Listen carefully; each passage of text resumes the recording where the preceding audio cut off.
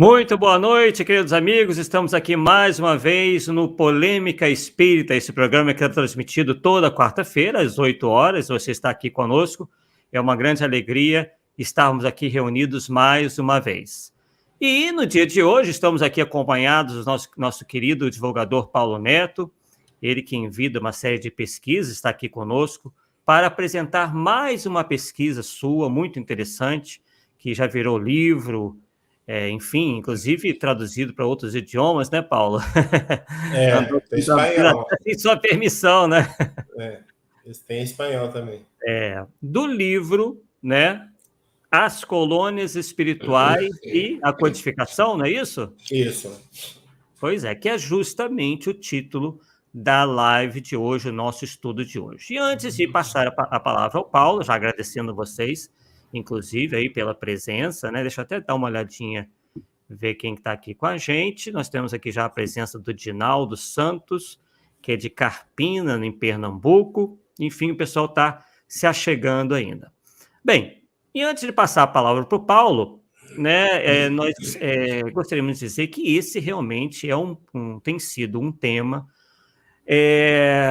que tem sido objeto de muita polêmica, realmente, muita discussão no movimento espírita. Há aqueles que negam peremptoriamente, né, que possa existir qualquer coisa semelhante ao que se entende como colônia espiritual ou cidade espiritual. Aliás, há vários nomes, né, o Paulo vai citá-los, inclusive, cada um, né, uma série de termos para descrever praticamente a mesma coisa.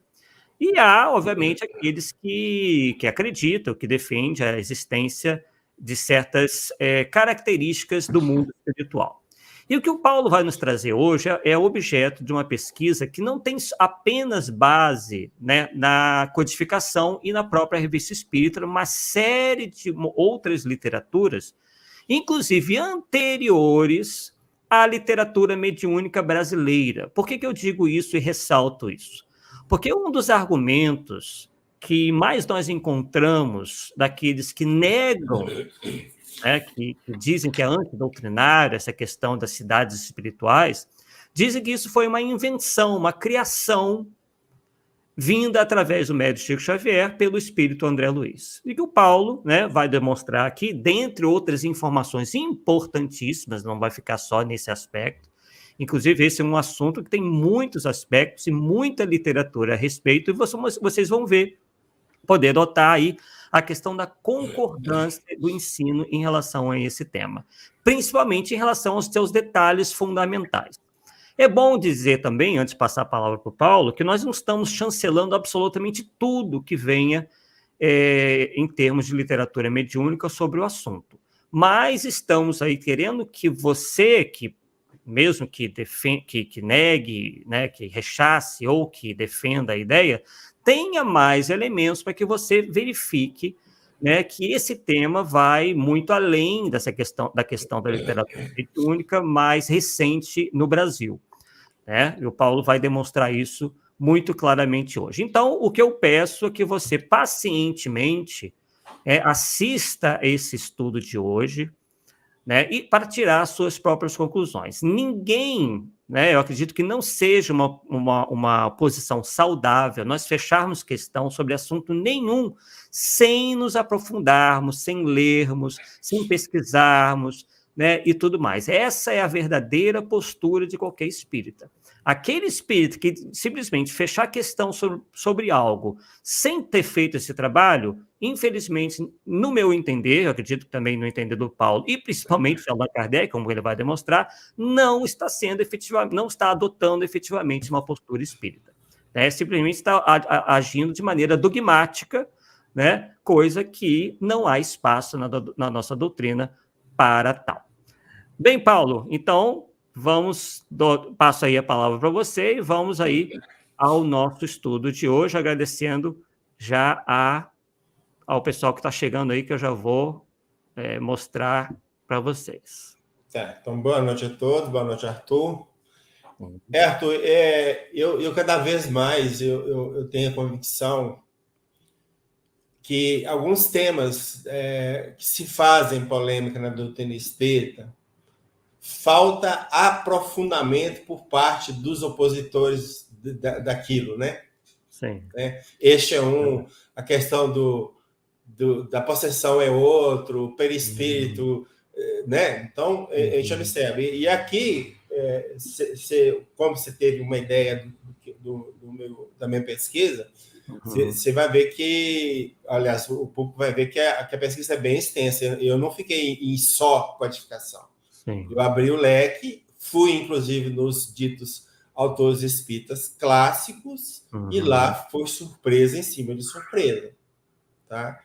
Então, vocês vão ver, nós vamos mostrar isso tudo para vocês. Obviamente que sempre mantemos aquela intenção, não somos daqueles que têm a intenção de obrigar a todo mundo a acreditar naquilo que acredita, só que nós oferecemos os elementos que muitas vezes as pessoas não têm a possibilidade de juntar tanto livro para pesquisar um certo assunto. Eu tenho uma biblioteca aqui, não sei se eu já cheguei a te falar, Arthur, mas eu calculo que deve ter uns 2.000 livros, porque eu fico perdido no meio de tanto livro. Né? E, além disso, a gente tem muito livro em PDF, e o livro em PDF é uma facilidade muito grande de você pesquisar.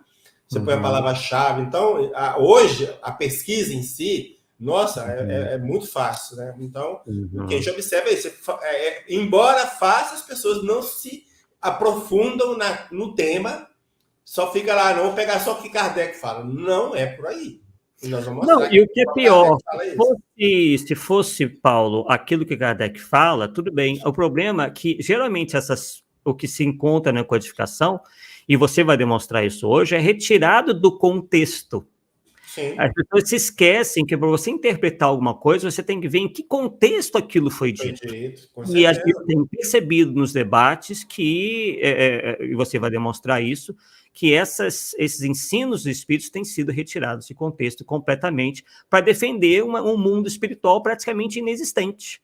Né? Um mundo espiritual onde os espíritos, todos eles, ficam se acotovelando aqui ao nosso lado o tempo inteiro, né? E até eu brinco, né? Cheguei a brincar. Poxa, então quer dizer que o Jesus fica esbarrando com Hitler, o Stalin fica esbarrando com Francisco de Assis, porque está todo mundo junto e misturado, né? É a coisa mais engraçada do mundo. Mas vamos lá. Vamos lá. A nossa frase inicial é de Kardec, para variar, né? Se só devêssemos acreditar no que viram os nossos olhos, nossas convicções se reduziriam a bem pouca coisa. Bom, nós vamos desenvolver o tema em tópicos. Vamos fazer uma breve introdução. Depois nós vamos falar do mundo visível, que nos é invisível, e acredito até que vai ser uma surpresa para muita gente, porque o foco que eu vou trabalhar, aparentemente não tem nada a ver com o tema, mas tem tudo a ver, né? Não vou falar um pouco da vida espírita e a questão dos espíritos errantes e os mundos transitórios, das ocupações dos espíritos, penas e gozos futuros, e finalmente vamos trazer alguma coisa sobre as colônias espirituais. Tá? Entendendo o seguinte, que as colônias espirituais que a gente vai trabalhar é mais no sentido de construções. Nós não vamos dizer assim, para ficar bem claro, nós não estamos referendando o nosso lar, tal qual o André Luiz descreveu. Não. Mas que existem construções, sim. Esse é o ponto. Tá? Ok? Então, vamos lá. Breve introdução.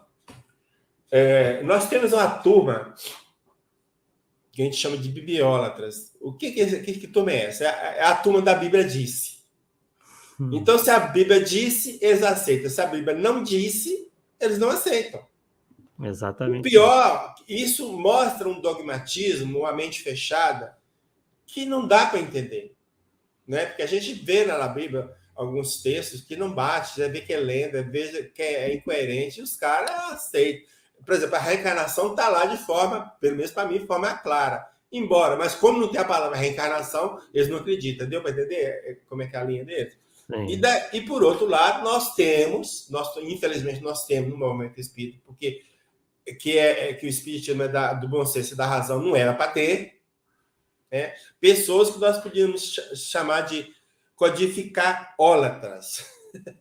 Ou seja, está na codificação, aceito, não está no aceito. É muito por aí, infelizmente. Tá? Eu falo isso assim, sentindo no coração, né, essa posição desse pessoal. Né? Bom, então o primeiro ponto que nós temos que trabalhar é mostrar como que Kardec via novas informações, né? Então, lá em julho de 1866, na Revista Espírita, eu vou deixar uma fala muito interessante que pouca gente sabe. Vou falar bem a verdade, pouca gente sabe. Então, Kardec disse o seguinte: o Livro dos Espíritos não é um tratado completo do Espiritismo. Não faz senão colocar-lhe as bases e os pontos fundamentais que devem se desenvolver. Então, os pontos fundamentais devem se desenvolver, devem continuar, ok? Olha, sucessivamente, pelo estudo e pela observação. Então, eu só estou oferecendo isso aqui, mas não fica fechado nisso aqui. Vocês têm que continuar o caminho desenvolvendo. Bom, e para mim, o livro, quando ele fala livros espíritos, eu entendo um conjunto de obras. Uhum. Que conjunto de obras é esse? São 5 livros. Por quê? Nós temos aí o livro dos Espíritos, que é dividido em 4 partes, ou 4 livros, dependendo da tradução, e cada parte mereceu de Kardec um detalhamento. Embora o livro agenda um pouco de outras coisas, mas no grosso, né, no grosso da obra é mais ou menos o seguinte. Então, a primeira parte do livro dos Espíritos, que é as causas primeiras, ele vai tratar no livro A Gênese. A segunda parte, que do mundo do espírito ao mundo dos espíritos, vai tratar no livro dos médiuns. Da terceira parte, das leis morais, vai tratar no Evangelho segundo o Espiritismo. E a quarta parte, das esperanças e consolações, no livro Céu e Inferno. Então, se o livro dos Espíritos não é completo, eu entendo que essa ramificação não é completa ainda também, ou seja, está passivo de novas coisas. Isso, pelo menos para mim, fica claro. Né?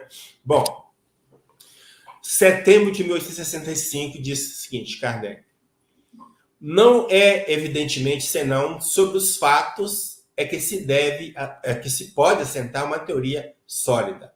Fora disso, não há senão opiniões e sistemas. Então, Kardec, a gente vai observar, principalmente na Revista Espírita, que ele é o homem dos fatos. Então, os fatos apontaram para aquele lado, ele aceita. Se os fatos não apontar, não aceita. Se esses fatos que ele está vendo é contrário ao que ele já tem sobre o tema, ele muda de pensamento. Tem que ser assim. Então, olha como é que fecha aqui. Ó. Os fatos são argumentos sem réplicas, dos quais é preciso ser dotado de aceitar as consequências quando constatados. Ou seja, quando provou os fatos, então tem que aceitar. Uhum. Né? E é dentro desse aspecto que nós vamos trazer o nosso tema. Vamos apresentar fatos, um punhado de fatos que tem por aí. Então, foi esse princípio que serviu de base à doutrina espírita e é o que nos leva a dizer que é uma ciência de observação. Paulo, seria impossível Kardec ter se aprofundado em todos os assuntos. E como é uma ciência, a ciência sempre tem um caráter progressivo. Ela não ficou parada lá no século XIX com Kardec. Claro que Kardec fez um trabalho gigantesco, sim, mas ele não poderia, né, antecipar coisas futuras, né? E nem teve tempo também de se aprofundar em alguns desses pontos. Aí, mais uma vez, aqui na Revista Espírita de 1867, o Espiritismo não disse ainda a última palavra. Ó, nós estamos no ano 67, cara. Daí a 2 anos ele desencarna. Muito longe disso. Não mais sobre as coisas físicas do que sobre as coisas espirituais. Muitas das descobertas serão fruto de observações ulteriores. Ué, peraí. Então tá falando que no futuro não vou descobrir mais coisas? Sim, beleza, tá falando isso. Mas como é que nós vamos colocar essas mais coisas na doutrina espírita se todo mundo tá fechando? Uhum. Tá? Mas ele vai estabelecer o critério, nós vamos falar do critério para colocar, tá? Então o Espiritismo não fez, de algumas sortes, até o presente, senão colocar os primeiros degraus de uma ciência, cuja importância é desconhecida. Então está no início. Com a ajuda do que já descobriu, ele abre àqueles que virão depois de nós o caminho das investigações numa ordem especial de ideias. Então ele está falando assim, ó, quem vem depois de mim, com o que eu fiz, vai ampliar. Aí eu volto a perguntar, como que nós vamos ampliar se vocês fecharem a porta? O Espiritismo não aceita nada, é Kardec, só Kardec. Não tem jeito, né? Essas pessoas acham que agradam, né, que poderiam agradar Kardec tendo essa posição, e é justamente uma posição que ele nunca defendeu. Nunca defendeu. Então, eles ficam vestindo a camisa de Kardec, mas adotando uma postura dogmática, fechada, até mesmo em alguns casos fanatizadas, coisa, como eu disse anteriormente, logo no início, não é uma postura de espíritas, nem do espiritismo. Aí, ó, não procede senão por observações e deduções. Nas observações ele vê os fatos. Dos fatos eles fazem a dedução, né? Aí, ó, se um fato é constatado e diz que ele deve ter uma causa e que esta causa não pode ser senão natural, e então ele a procura. Então, se tem uma causa natural, vou atrás dessa causa, né? Na falta de uma demonstração categórica, pode dar uma hipótese, mas até a confirmação não a dá senão como hipótese, ou seja, como uma coisa provável. Não fecha a questão ainda. E não como uma verdade absoluta. Então, essa revelação, isso aqui, ó, pode ser, pode não ser, vamos aguardar. É mais ou menos por aí, né? Aguardar o quê? O controle, que nós vamos falar, né? Aí, 68. Essa, se não me engano, é a última que eu apresento. Se bem que o Espiritismo não haja dito ainda a última palavra sobre todos os pontos, e quem está falando é ele, não sou eu. Ele não falou sobre tudo, e nós estamos entendendo que falou, ou alguns de nós estão entendendo que falou. É suscetível, no entanto, de receber todos os desenvolvimentos que as circunstâncias ulteriores comportarem, e dando toda a segurança àqueles que se perguntam quem lhe tomará as rédeas depois de nós. Então, Kardec deixa campo aberto para novas informações, novas revelações, novas descobertas e por aí afora. Não fechou questão em absolutamente nada. Inclusive, tem uma passagem, não sei onde, que ele fala assim, você que está na Gênesis, o dia que a ciência provar que estou errado num ponto, larga esse ponto e abraça a ciência. Isso é por quê? A doutrina espírita é progressiva, o conhecimento da doutrina é progressivo. Com base no que se tem, vai ampliando. É isso que falou. Tudo que falou aqui é em cima disso. Os fatos, né? Bom. Então, em nenhum lugar Kardec estabeleceu um número líquido e certo de médios espíritos para que se possa considerar como exercido o controle universal do ensinamento dos espíritos. Porém, aponta as condições imprescindíveis para tal empreendimento. São 3 pontos, pelo menos que eu vi. Então, o primeiro ponto que seria seu primeiro controle seria o da lógica e da razão. Então, é mais ou menos o seguinte: ó, não tem lógica, não tem a razão, não aceita, joga fora. Descarta mesmo, de cara, não perca tempo. Segundo, o da uniformidade de opinião da maioria dos espíritos. Não é que os espíritos têm que falar da mesma forma, eles têm que passar a mesma ideia. Então, os espíritos passaram a mesma ideia, aí nós vamos lá, peraí, um espírito manifestou, falou isso, o outro manifestou, falou mais ou menos o que ele falou aqui, está referendando, então nós vamos juntando isso, ó. Então, isso é uma verdade, que está vindo de vários espíritos. Mas, agora vai fechar com uma coisa mais importante ainda, que vai falar da concordância das revelações vindas por vários médios, estranhos uns aos outros e de várias localidades. E essas localidades aqui, ele não fala, por exemplo, várias cidades do Brasil, ele não fala isso. Várias localidades do mundo. Sim. Do mundo, bem abrangente. De preferência, quem não tenha conhecimento do que os outros disseram antes. Ou seja, um não sabe o que o outro falou, ele está falando, ele vai pegando várias partes do mundo. Então, por que ele está pegando várias partes do mundo? Porque ele está usando o universal, está aí. O controle universal está aí. Ou seja, está abrangendo o universo nosso, né? A Terra, né? Como um todo. Sim. Né? É isso que é universal. Né? E esse é o procedimento que nós temos que fazer. E esse é o procedimento que eu acho que, em relação às colônias, nós podemos falar que foi feito. Quem vai falar não sou eu. Lá na frente vocês vão ver quem vai falar isso. Tá? Então, aliás, se não me engano, são 2 pessoas que vão falar isso. Mas vamos lá. Então, tendo-me as circunstâncias postas em relação com outros médios, sempre que se apresentar a ocasião, eu aproveitava para propor algumas das questões que me pareciam espinhosas. Então, Kardec andava com questões a tiracolo. Né? E estava lá na reunião, tinha chance de perguntar, ele enfiava as perguntas dele. Não, isso aqui não está definido. Então, ele buscava mesmo informação porque ele estava na fase de pesquisa, né? Então, olha o que ele fala. Foi assim que mais de 10 médiuns prestaram concurso a esse trabalho. Que trabalho que ele está falando? Ele está falando da primeira edição de um livro dos Espíritos. Então, com 10 médios só, ele publicou a primeira edição do livro dos Espíritos. Então, vou só adiantar. Eu tenho 41 fontes que dão notícia de construções no mundo espiritual. E você vai detalhar. E vou detalhar. Sobre isso. E aí, como é que nós ficamos? Tá certo? Né? Então, vocês vão ver que a coisa é muito mais séria do que você possa imaginar e o pessoal não está percebendo isso. Né? Está ficando na superfície, infelizmente, e isso eu falo com tristeza. Eu verifico que muita gente tem uma aversão, né, ou um medo, um temor de cair no misticismo. Então, tudo aquilo que pareça para essas pessoas algo místico, elas já rechaçam pelo medo de estarem sendo enganadas.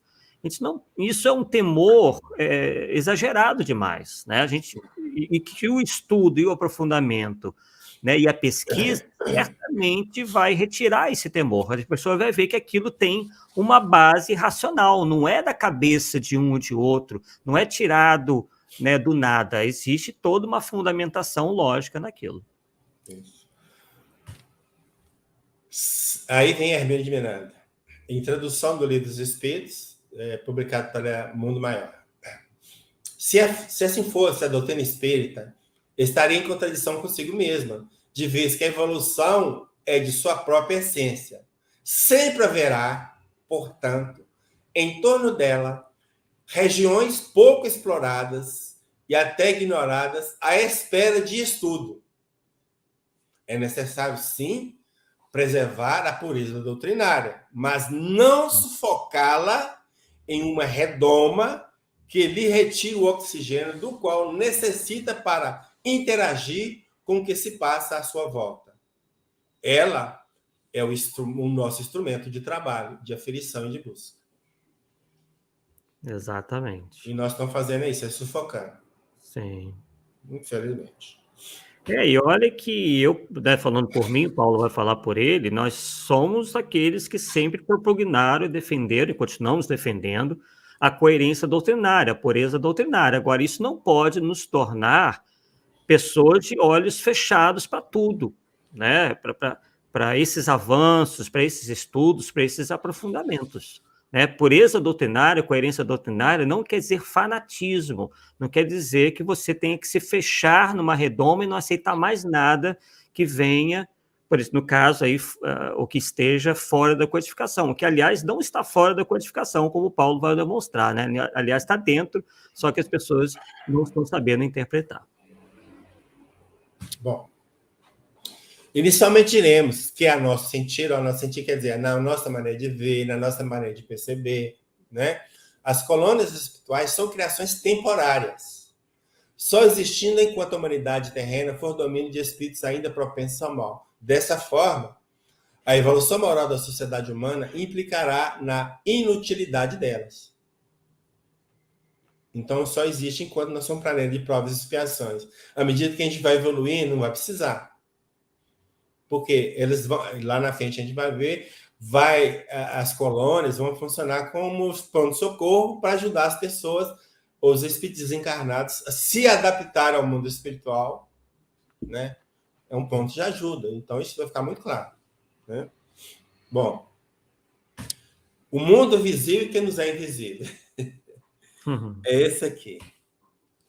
Tem uma nota na revista Espírita, 58, 60, até 62, se não me falha a memória, tem várias coisas de Júpiter, né? Vários artigos, né? Mensagens, né? Sobre o planeta Júpiter. Então, na revista de 1858, tem um artigo chamado Descrições de Júpiter. Vamos pegar essa nota, a nota de Kardec. Por evocações anteriores, sabíamos que Bernardo Palissy, o célebre oleiro do século XVI, habita Júpiter. As respostas que se seguem confirmam em todos os pontos quanto nos foi dito sobre esse planeta, em várias ocasiões, por outros espíritos e por intermédio de diferentes médios. Então, o que Kardec está falando? O que Bernardo Balestrin vai falar, outros médios já estão falando, já passou para o controle. É isso que ele está falando. Né? Bom, então vamos lá. Aí a pergunta é lá. Não são todas. Com que fim traçasse pela mão do senhor Vitório Sardou, que é o médio, era o médio, né? Uhum. Os admirados desenhos que nos deste sobre o planeta Júpiter, onde habitas, com o fim de vos inspirar o desejo de vos tornardes melhores. Então, nós vamos apresentar aqui para vocês, e está na Revista Espírita, um desenho da casa de Mozart. Esse desenho foi ditado por Bernardo Palissy, feito por Bernardo Palissy através do médium Vitória Sardou, ok? Uhum. Aí. Linda a imagem, assim, fantástico. Agora vamos nos detalhes. Lá, Júpiter, existem água e mares? Sim. Há vulcões? Não. Nosso globo não é atormentado como o vosso. Lá a natureza não teve suas grandes crises. É a morada dos bem-aventurados. Nele, no planeta Júpiter, a matéria quase não existe. Quase não existe. Então, significa que o quê? Em Júpiter, a matéria não é igual a essa nossa matéria, embora seja matéria. Agora, quando se fala em construções, o cara quer matéria igual a essa aqui que nós temos ao nosso lado. Não vai ter mesmo. Aí sim é antidoutrinário. Tá certo? Vai ter uma matéria própria para o mundo espiritual. Uhum. Né? Outra pergunta. Sendo os corpos dos habitantes de Júpiter menos densos que os nossos, são formados de matéria compacta e condensada ou vaporosa? São formados de matéria compacta e condensada ou vaporosa? Uhum. Compacta para nós. Nós quem? Espíritos. Mas não seria para vós quem? Encarnados. Então, olha você vê, compacta para ele, para nós é nada. Uhum. E como é que nós vamos conseguir, com a nossa mente, o estágio evolutivo, entender uma coisa dessa? Sinto muito. Não dá. Mas está aí. E Kardec aceitou. E falou que passou pelo controle. Foi ele falando, não fui eu. Bom, vamos pegar uma informação, algumas informações bem ligeiras sobre o planeta Júpiter, que são interessantes dentro do que a gente quer trabalhar. Essas informações estão no site Info Escola e é de Carolina Faria. Então, ela vai falar que o maior planeta do sistema solar, ou seja, o nosso, né? Júpiter é um gigante gasoso, que libera 3 vezes mais energia para o espaço do que aquela que ele recebe do Sol. O gigante gás não é famoso como Saturno. A pressão, tal. Devido à sua composição gasosa, Júpiter possui uma atmosfera muito profunda, tal. Bom, o que eu quero chegar?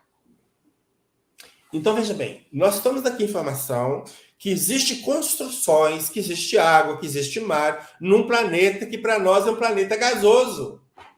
E eu nunca vi ninguém que é contrário às colônias que questionar isso.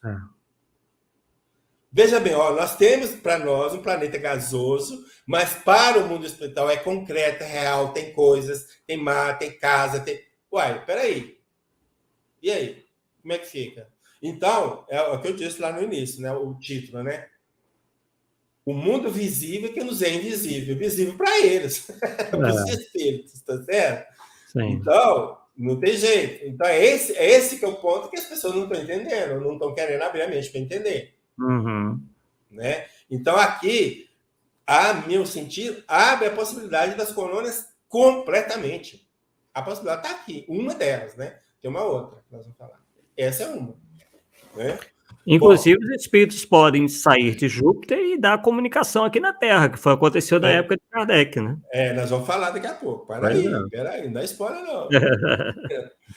Então, na questão 22 do Livro dos Espíritos, os espíritos superiores dizem para Kardec assim, é o seguinte: a matéria existe em estado que ignorais. Pode ser, por exemplo, tão etéreo e sutil que nenhuma impressão vos causa o sentido. Qual o sentido? Os olhos, o tato, né? Contudo, é sempre matéria. Para vós, porém, não seria. Então, como é que... Então, é esse que é o ponto. Então, se a matéria existe em estado que nós não ignoramos, por que não vamos falar que não tem construções no plano espiritual? Com base em quê? É. Aquele exemplo que eu te dei, o homem enfia um outro dentro do foguete, manda para Marte, o cara dá uma voltinha em Marte e aporta na Terra de novo. Chega aqui e fala assim, Arthur, não existe vida em Marte. Aí eu te pergunto, ele pode falar isso, Arthur? Claro que não pode. O que ele pode falar? Ele pode falar assim, Arthur, vida conforme eu conheço não existe em Marte. Aí sim, porque a referência que ele tem é essa. Então, essa referência você não vai achar em Marte. Mas não quer dizer que lá não possa existir matéria em vibração diferente que ele não possa perceber com o sentido, igual está falando aqui. Então, não podemos, na verdade, não podemos fechar a questão em nada. Nós temos. Pessoal, isso é uma hipótese interessante. Bom, mas fechar a questão que não existe, aí sinto muito. Né? Aí que é antidoutrinário. Aí que é antidoutrinário. Né? Outra coisa interessante, aqui vai falar do autor. Seja qual for sobre a autenticidade dessas descrições, a opinião dos que nos poderiam acusar de nos ocuparmos do que acontece nos mundos desconhecidos, quando há tanto o que fazer na Terra, rogamos aos nossos leitores não perderem de vista que o nosso objetivo, como indica o subtítulo da revista, é, antes de tudo, o estudo dos fenômenos, nada devendo, portanto, ser negligenciado. Ora, como fato de manifestação, esses desenhos são incontestavelmente os mais notáveis se considerarmos que o autor não sabe desenhar e nem gravar. E que o desenho que oferecemos foi por ele gravado em água forte, eu não sei como que é esse processo, eu não consegui entender. Sem modelo, sem ensaio prévio, em 9 horas. Então, o cara não fez um rascunho para trabalhar em cima do rascunho. Ele foi fazendo. E é muito detalhado, muito minucioso, né? Supondo que esse desenho seja uma fantasia, então já está que é verdade, né? Do espírito que o traçou, o simples fato de sua execução não seria um fenômeno menos digno de atenção. E, a esse título, cabe a nossa coletânea torná-lo conhecido, bem como a descrição que dele nos deram os espíritos.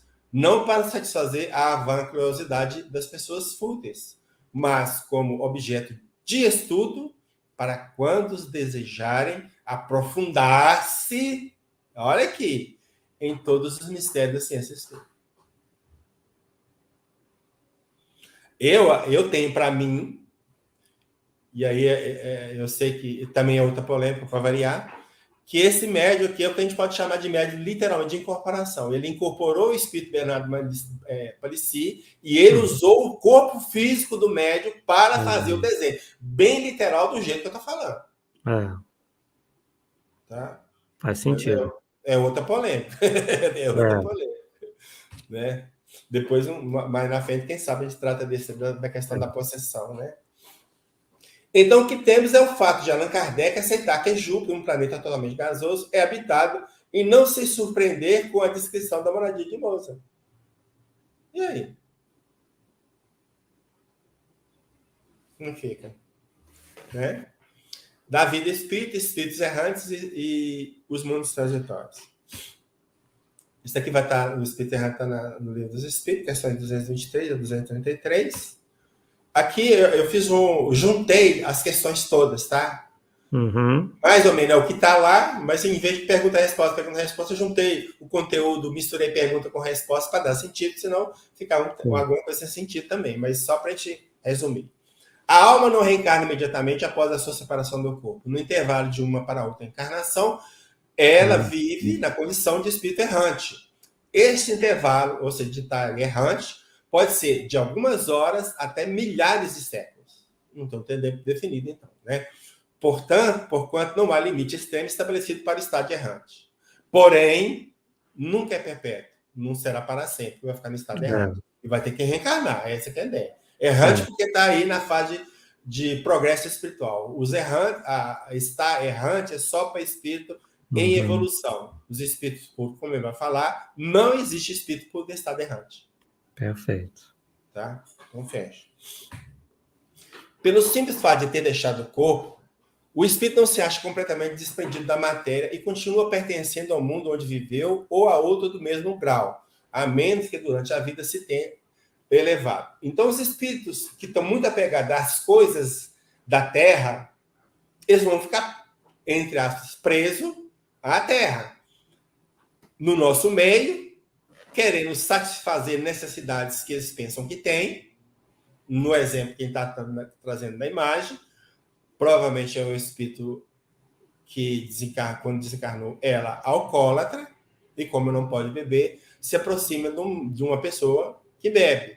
E a partir da sua influência, faz a pessoa beber, virar a noite bebendo, e nós já vimos casos igual esse aos montes, né? E ele vai absorvendo aquela energia etílica. E para ele vai... beleza, que joia. Ele vai sair de lá de fogo. Tá certo? Essa que é a impressão. Tá? Então, isso, nós somos influenciados assim, milhares de vezes com atitudes dessas aí, que a gente não percebe. Tá? Infelizmente, a gente não percebe. Bom, aqui nós temos um expoente da doutrina espírita, que foi um livro, publicou o livro em 1932 com o título A Vida do Outro Mundo, que é Caibá Chuta. Caibá Chuta foi o fundador do jornal Clarim, que existe até hoje, e a Revista Internacional do Espiritismo também, que existe até hoje. Então, o cara é sumidade em termos de doutrina. Né? Então, vamos ver o que fala nesse livro A Vida no Outro Mundo. No outro mundo, como neste, existem planos de existências, mundos superpostos uns acima dos outros, constituem uma espécie de escada de perfeição. Isso aqui que ele está falando vai dar muito uma ideia de esferas que a gente vai ver sendo citada para frente. Às vezes a esfera tem relação com mundos mesmos, e às vezes as esferas são vamos dizer, seriam faixas vibratórias que retêm os espíritos que têm a evolução de acordo com aquela faixa. Os espíritos são agrupados, simpatia, então mais ou menos por aí. E um pouquinho à frente vai falar o seguinte: o primeiro plano do mundo espiritual é bem parecido com o plano que vivemos, o plano terrestre. É bem parecido. Olha, então vamos lá. A isca que a gente tem de colônia, que não está num plano próximo, as construções, não é bem parecido? Olha aí, né? Pode dizer que o nosso... Olha o que eu vou falar. Pode-se dizer que o nosso plano de vida aqui, na Terra, é uma cópia materializada do primeiro plano da vida espírita. E não vai ser só ele que vai falar isso aqui, não. Nós vamos ver mais pessoas falando isso aqui. E ele disse isso no início do século XX, né? Antes de entrar no isso, foi em 1932.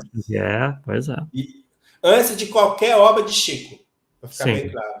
Tá é muito importante. Qualquer obra de Chico. Tá? Aí. Bom, então aqui o que nós temos? Nós temos uma lista das 20 primeiras obras de Chico, por ordem cronológica. Então, a primeira que nós queremos destacar é Cartas de uma Morta.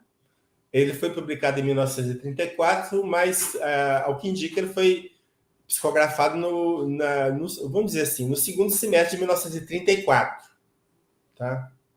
Certo. E o Nosso Lar foi publicado em 1944. Né? Quase 10 anos depois, né? Bom, então, vamos ver. Então, vamos no primeiro. Em Cartas de uma Morta, publicado em 1935, como eu disse, psicografia de Chico, ditada em 1934, aí, né, final. Então, vamos ver o que a Maria João de Deus, que era a mãe do Chico, disse.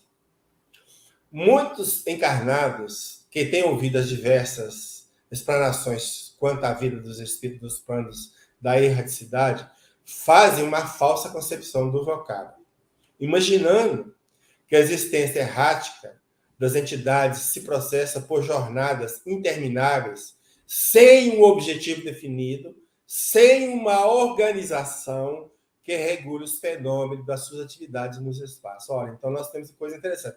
Organização e definição. E atividades. Eles não ficam lá escutando anjo tocando harpa. Né? Continua Maria João de Deus. Essa maneira de encarar a questão não é verdadeira, pois a vida no além decorre em um ambiente que, pelas suas características fluídicas, escapam à vossa compreensão. Já está dando o tiro de misericórdia de nós aqui. Ó. Vocês não vão nem entender. Se eu falar, não adianta, vocês não vão entender. Né? já que dentro do nosso meio de matéria muito condensada, vos faltam as leis da analogia para que possais estabelecer uma comparação. Então, vocês não vão entender porque você não tem nada aí que eu posso falar. Ó, isso aqui parece aquilo que vocês entendem. Continua. A Terra é o centro, isto é, a sede de grande número de esferas espirituais que a rodeiam de maneira concêntrica. Então, a esfera aqui estão como faixas vibracionais, né? Não posso precisar o número dessas esferas, porque elas se alongam até um limite que a minha compreensão, por enquanto, não pode alcançar. Quanto mais evoluído ser, mais elevada será a sua habitação. Opa, habitação? Habitação? Por que é habitação? Questões físicas. Não é? Até alcançar o ponto em que essas esferas se interpenetram com as de outros mundos mais perfeitos. Bom. Então, para se ter uma ideia, eu encontrei essa imagem. Então, essas esferas espirituais teriam essas faixas coloridas, né? São faixas, como eu disse. E você desencarnou, você vai para a parte que corresponde ao seu nível de evolução. Se você é pegado à Terra, você vai ficar bem próximo à faixa da Terra. Quanto mais evoluído, você vai mais subindo até ficar na faixa branca.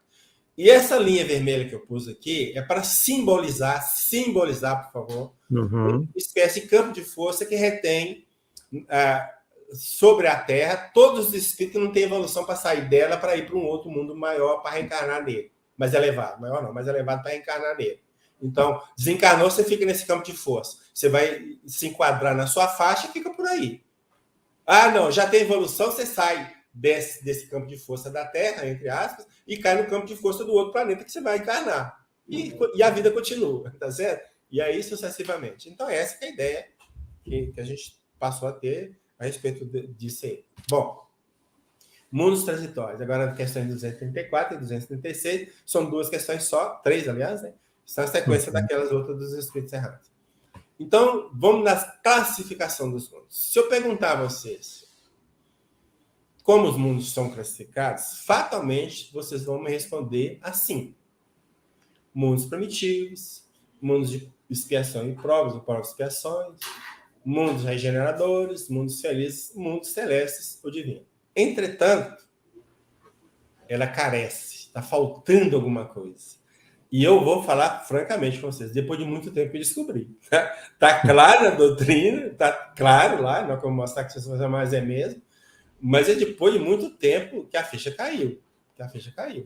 Tem o tal de mundos transitórios ou mundos intermediários, que são planetas em formação. Então, dentro da escala aqui, eles são, vamos dizer assim, seriam anteriores a mundos primitivos. Tá? Então, vamos lá. Então, o que nós temos? Eu fiz a imagem para ajudar. Então, dentro dessa parte cinza, nós vamos ter os mundos transitórios ou intermediários, que são habitados por desencarnados. Só desencarnados. Olha, se eu tenho um mundo habitado por desencarnado, será que lá não tem casa, não tem prédio, não tem nada? Porque quando você fala mundo habitado, a referência que nós vamos ter é um mundo igual à Terra.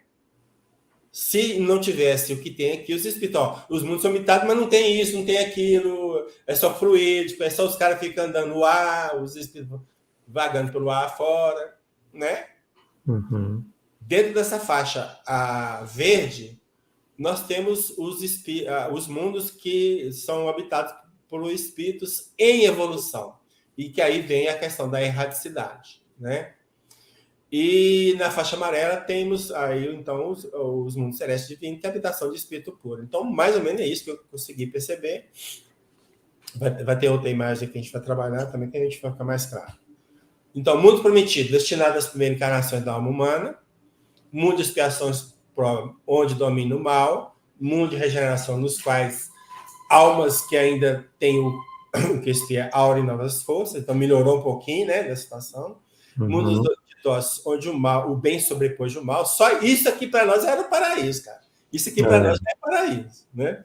E mundo celeste divino, onde reina exclusivamente o bem. né? E lá, pelo que está do desenho, eu acho que tem, os espíritos ficam arrastando pelo chão, igual nós arrastamos por aqui, não. Tá certo?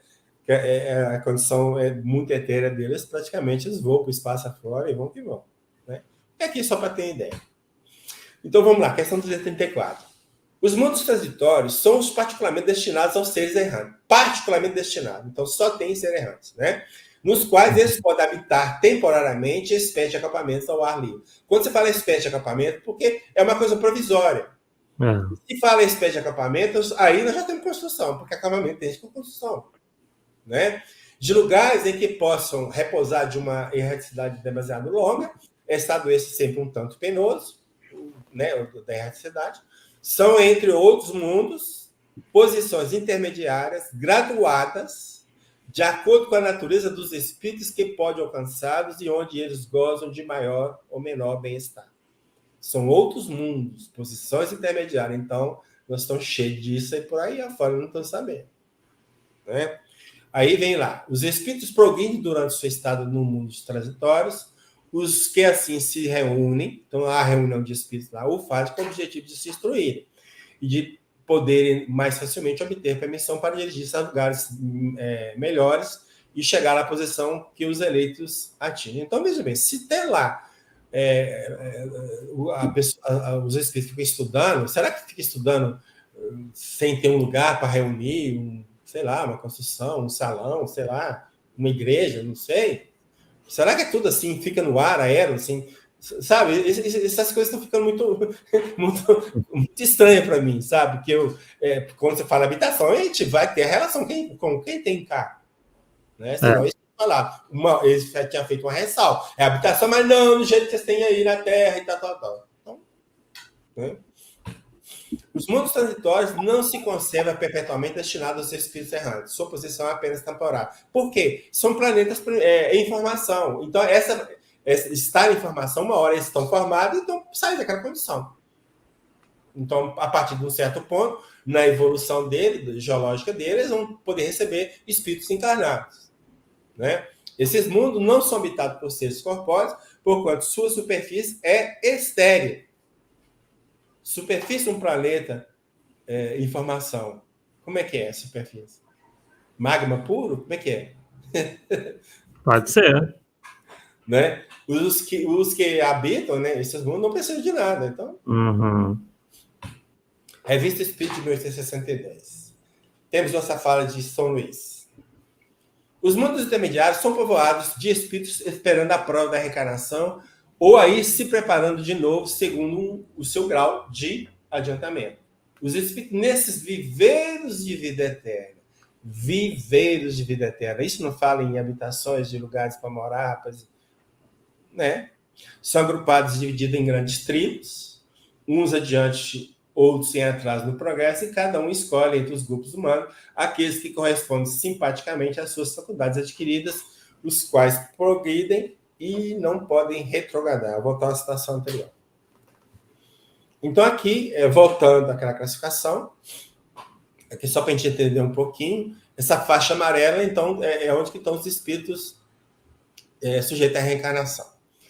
Então, esse fica ora na erraticidade, ora encarnado, ora na erraticidade, fica, né, cada situação deles. Então, quando eles estão na erraticidade, eles podem dar um pulinho, ficar algum tempo no estado de mundo transitório. Tá? Ok? Por quê? Porque lá é ponto de repouso aos espíritos errantes, só desencarnados. Aqui nós temos essa faixa do mundo celeste divino, que é a vida espiritual, é o estado definitivo do espírito puro.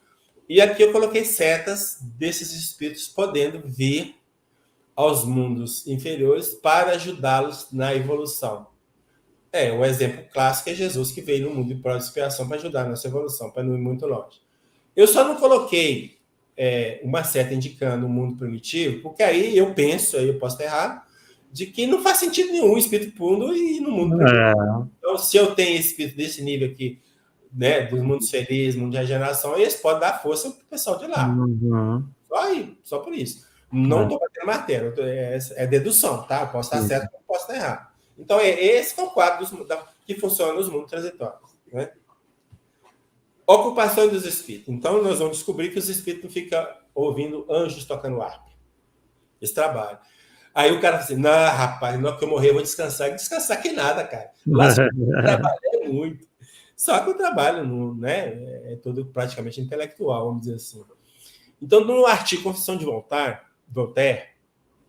publicado na revista Espírita de 1859, Allan Kardec justifica dizendo que ela, essa confissão, apresenta um lado eminentemente instrutivo do ponto de vista espírita. Um trecho da fala de Voltaire. Foi, eu digo, zombador e desconfiado que abordei o mundo espírita. Então ele voltou para todo ressabiado, né? Primeiro fui conduzido para longe das habitações dos espíritos. Longe das habitações dos espíritos? Tanta habitação lá, Arthur? É isso? E percorri um espaço imenso. Então, um espaço. Então, os espíritos não estão agarrados na Terra, estão pelo espaço afora. Sim. E esses espaços, é aquilo que eu disse, que talvez esses espaços estão aquelas faixas, as esferas, que são as faixas vibracionais. Né? Em seguida, me foi permitido lançar os olhos sobre as construções maravilhosas das moradas espíritas. E, com efeito, elas me parecem surpreendentes. Fui impelido aqui e ali, por uma força irresistível. Foi isso contra a vontade dele. Foi levado. Então, quem diz que não existem essas descrições nas obras de Kardec, parece que está desconhecendo, né? Porque está bem claro aí, você vai mostrar, inclusive, algumas outras.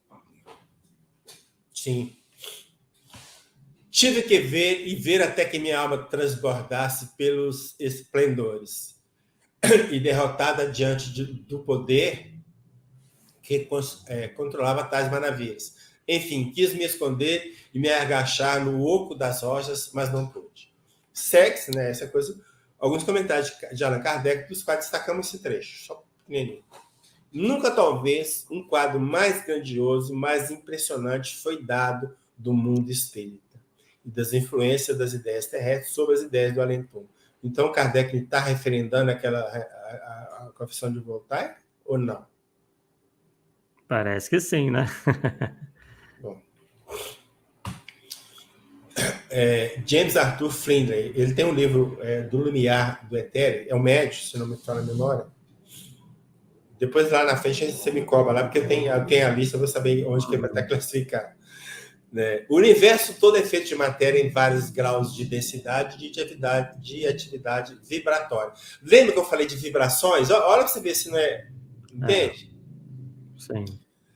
Que ela enche por completo o espaço. Então, todo espaço tem isso. Todo espaço afora. Vibrações, graus diversos e tal. Em todo o qual a vida, os mais variados graus de desenvolvimento. Então, está cheio de espírito aí afora. Né? O que aqui do nosso mundo sentimos é a matéria vibrar dentro de determinados limites. Envolvendo a Terra e penetrando-a, ligado a ela e com ela a mover-se, olha aqui, há outro mundo de substância etérea em estado mais alto de vibração.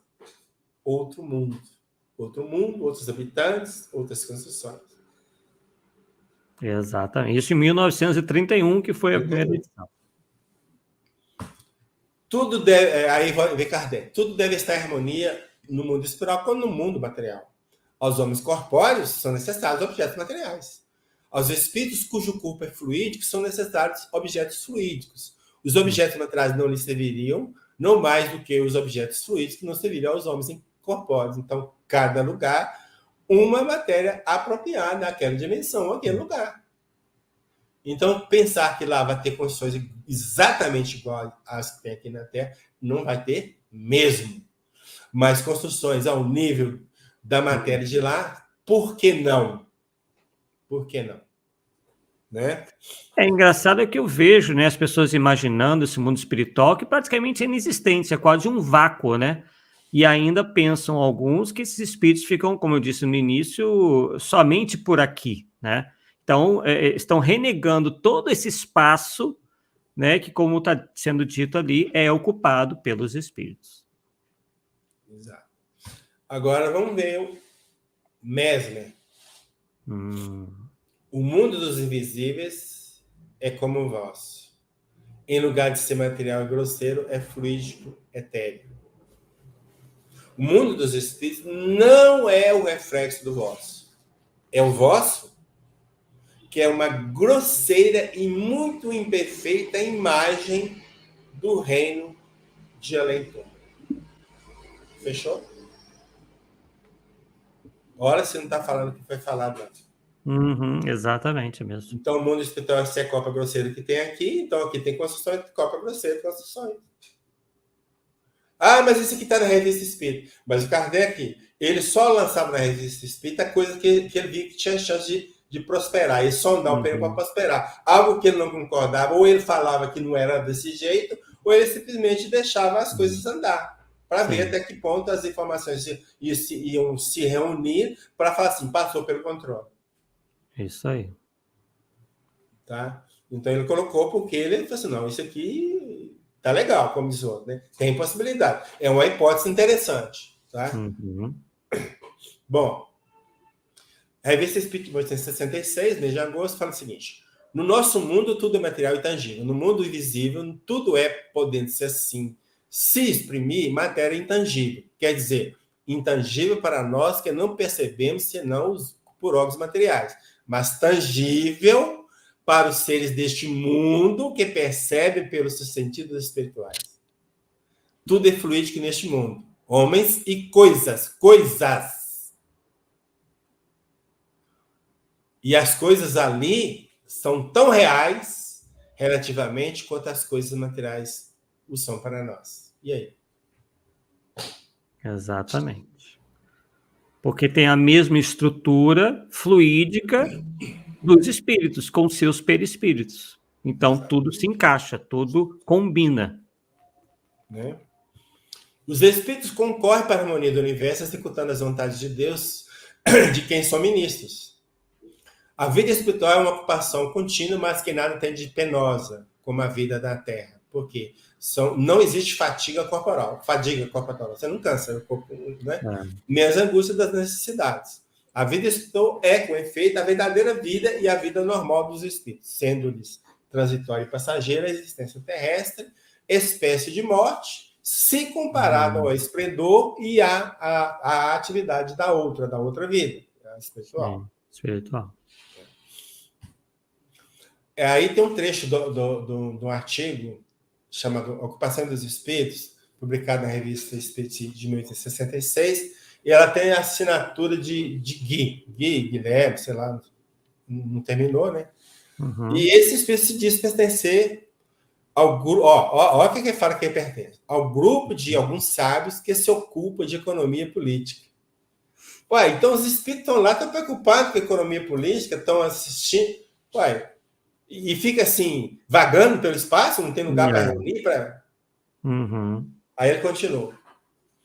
Chamado pela curiosidade a visitar grupos numerosos que preparam outras encarnações, estudando-lhe todos os lados, que deve elucidar o espírito chamado a retornar sobre a Terra, fiz uma grande ideia da reencarnação. Então, o que ele está falando? No mundo espiritual, tem um punhado de espírito que fica cuidando das reencarnações dos espíritos que lá se aportam pela morte. Então, quando um espírito se prepara para uma nova existência, submete as suas ideias, decisões do grupo ao qual pertence. Então, ele vai traçar um plano e leva para o grupo. Gente, o que vocês acham desse plano aqui? Né? De trabalho, de encarnação. Este discute, né? Os espíritos que o compõem vão a grupos mais avançados ou bem sobre a Terra. Então, esses espíritos que falam vão a outros mais elevados que ele para tomar opinião. Então, está todo mundo querendo ajudar a preparar a reencarnação dos que lá se aportam. Só uma comparação. Dentro do nosso lar, não tem um departamento da reencarnação? Eu não estou falando que é a mesma coisa. Estou pegando só a ideia. Sim. Tá? Então, a gente observa assim, que a coisa é muito mais complexa do que está aparentando para nós outros. Né? Ok? Aqui o resto... Olha, o espírito aconselhado, fortalecido, esclarecido sobre todos os pontos, poderá, doravante, se quiser, seguir seu caminho sem tropeçar. Então, depois de cheio de informação, vem carne, vão que vão. Os espíritos que formam a população invisível do vosso globo, onde eles já viveram e onde continuam a imiscuir-se na nossa vida, estão naturalmente identificados com os nossos hábitos, cuja lembrança conservam na erradicidade. Então, como eu disse, tem um grupo de espíritos muito apegado às coisas da Terra que praticamente eles não saem da Terra, dessa faixa mais, vamos dizer assim, mais densa dessas esferas espirituais, né? Fica intrometendo. Lá nós mostramos o espírito aproveitando a pessoa que está bebendo, né? Que é uma ideia. Mas aqui também tem uma outra imagem que é interessante também, que não é só para fazer o mal que eles trabalham. Né? Então, aqui, os espíritos inteligentes progridem na vida espiritual, prosseguem na vida espiritual, os trabalhos, os estudos que empreenderam na vida corpórea. Então, o pesquisador estava aqui fazendo uma pesquisa para uma vacina, não sei o que tem, mas desencarnou antes de descobrir ou desenvolver toda a forma da vacina. Então, o que ele vai fazer? Tem um outro que vai substituir, que vai continuar com a pesquisa, ele lá do mundo espiritual vai ajudar esse encarnado a descobrir, vai influenciar na mente, ter ideias e intuí-lo e vai afora. Então, é trabalho. Então, os mundos estão ligados um com o outro, não tem como separar. Né? A permanência na erradicidade pode ser prolongada a critério do espírito, a fim de continuar estudos que só podem ser efetuados com proveito na condição de espírito livre. Ora, os caras ficam estudando lá, analisando, e isso vagando pelo espaço, sem nada, assim, um lugar para descansar, entre aspas, né? Senão vai falar que. Né? No estado errante, o espírito pode melhorar muito, claro. Então aprende lá, né? Isso é interessante. Sempre conforme a sua vontade e seu desejo, mas é na existência corporal que põe em prática as novas ideias que adquiriu. Então, vamos dizer que, dentro do que foi falado, algumas coisas que foi falado no nosso lá, não fecha com isso aqui, não, gente? Não fecha dentro do que nós vimos lá? E olha que, eu já falei uma vez até com o Arthur, o livro Nosso Lar, eu não recomendo para quem está adentrando no espiritismo, senão vocês estão viajando na maionese. O livro Nosso Lar é para quem já tem conhecimento mais sólido do espiritismo, cara. Não dá. Até para separar, né? O que dá para aceitar ou não. Aceitar, né? Ou não. Então, a natureza das ocupações dos espíritos de ordem mais elevada é receber diretamente as ordens de Deus, transmiti-las ao universo inteiro e velar por sua execução. Então, os espíritos puros, eles trabalham, cara. Direto. Não fica à toa, não. Aí vem, os espíritos inferiores e imperfeitos também desempenham função útil no universo. Todos têm deveres a cumprir. Ninguém fica parado. Né? O menos qualificado dos pedreiros não concorre para a construção do edifício tanto quanto o arquiteto? Está aí. Né? E aqui nós vamos passar algumas coisas que nós descobrimos nas obras como um todo, nas obras que nós lemos. Não foi que só pegamos o livro de André Luiz e copiamos de lá, mas tem muita coisa que fala lá, da André Luiz está aqui, tá? Mas foi das obras variadas, não foi, né? Os espíritos fazem, então, o quê? Auxílio a parentes, amigos e até desconhecidos na adaptação à vida do mundo espiritual. Alguns espíritos têm a missão de mandar vibrações positivas para a Terra, visando neutralizar as vibrações negativas, né? Emanadas dos seus habitantes. Médicos e enfermeiros que, com dedicação, cuidam da saúde, entre aspas, dos espíritos. Fora aqueles médicos e enfermeiros que influenciam os médicos e enfermeiros encarnados para fazer um bom trabalho, uma boa operação. Olha, gente, tem médicos aí que parece que estão ligados direto com os da guarda dele. Ele olhou para a cara do cara, você tem isso. Já está falando, entendeu? Ele não pegou nada, já está falando que tem isso. Você pode saber que ele está sendo intuído, cara. Então, a outra coisa, incursões a regiões limítrofes da esfera terrestre e tarefa de socorro aos espíritos recém-chegados ao além. Ajuda, né? Funções de mestres, instrutores, para uso de menor conhecimento, etc. Então, tem muita coisa que faz. Então, tudo isso, esse conjunto de informações que ele está passando aqui, vamos ficar vagando para o espaço, não tem lugar nenhum para ficar, para reunir, para... Ainda o trabalho assistencial a todos que se dedicam às tarefas do bem, no bem, em que os espíritos apoiam os encarnados, quer como protetores, mentores ou auxiliares. Todas as instituições que realizam serviço no bem, sejam espíritas ou não, e aqui na instituição da Terra, nós estamos falando, têm os seus mentores que formam a equipe de trabalho em sintonia com as tarefas nelas desenvolvidas, né? A Sociedade Espírita de Paris, por exemplo, na qual Allan Kardec exerceu a presidência, o mentor ou o protetor era o Espírito São Luís, que participou ativamente do processo de elaboração da codificação. E o detalhe, São Luís era habitante de Júpiter. E está literalmente na Revista Espírita, não sou eu que falo, está lá. Né? Então você vê que... Aí vem aquele lá que eu falei, que os espíritos mais bonitos não ajudam os outros, olha, naquela imagem, olha aí. Tudo está batendo, né? Então, São Luís, foi o Luís IX, né? Viveu de 1214 a 1270, foi o rei da França de 1226 até a sua morte. É um santo da Igreja Católica. Então, pessoal, para a gente ter... Lá na Sociedade Espírita de Paris tinha uma estatueta de São Luís. E aí eles falam que no Centro Espírita não pode ter imagem. Mas como que Kardec tinha imagem? A questão de como você trata a imagem, cara. Claro. É isso. Não é a imagem em si que é o problema. É de como você trata. Só isso. Aí você está aqui valorizando, prestando homenagem. Por que não? Nada a ver, né? É igual esse quadro aqui atrás. Eu não faço reverência ao quadro todo dia. Ele está aqui apenas como uma... Né? Ninguém está idolatrando o quadro. Aqui nós temos o reverendo Jorge Vale Warren. Ele publicou esse livro, A Vida Além do Véu. Eu esqueci de novo colocar a data, mas eu acho que lá na frente eu tenho. Eu tenho a data dessa obra.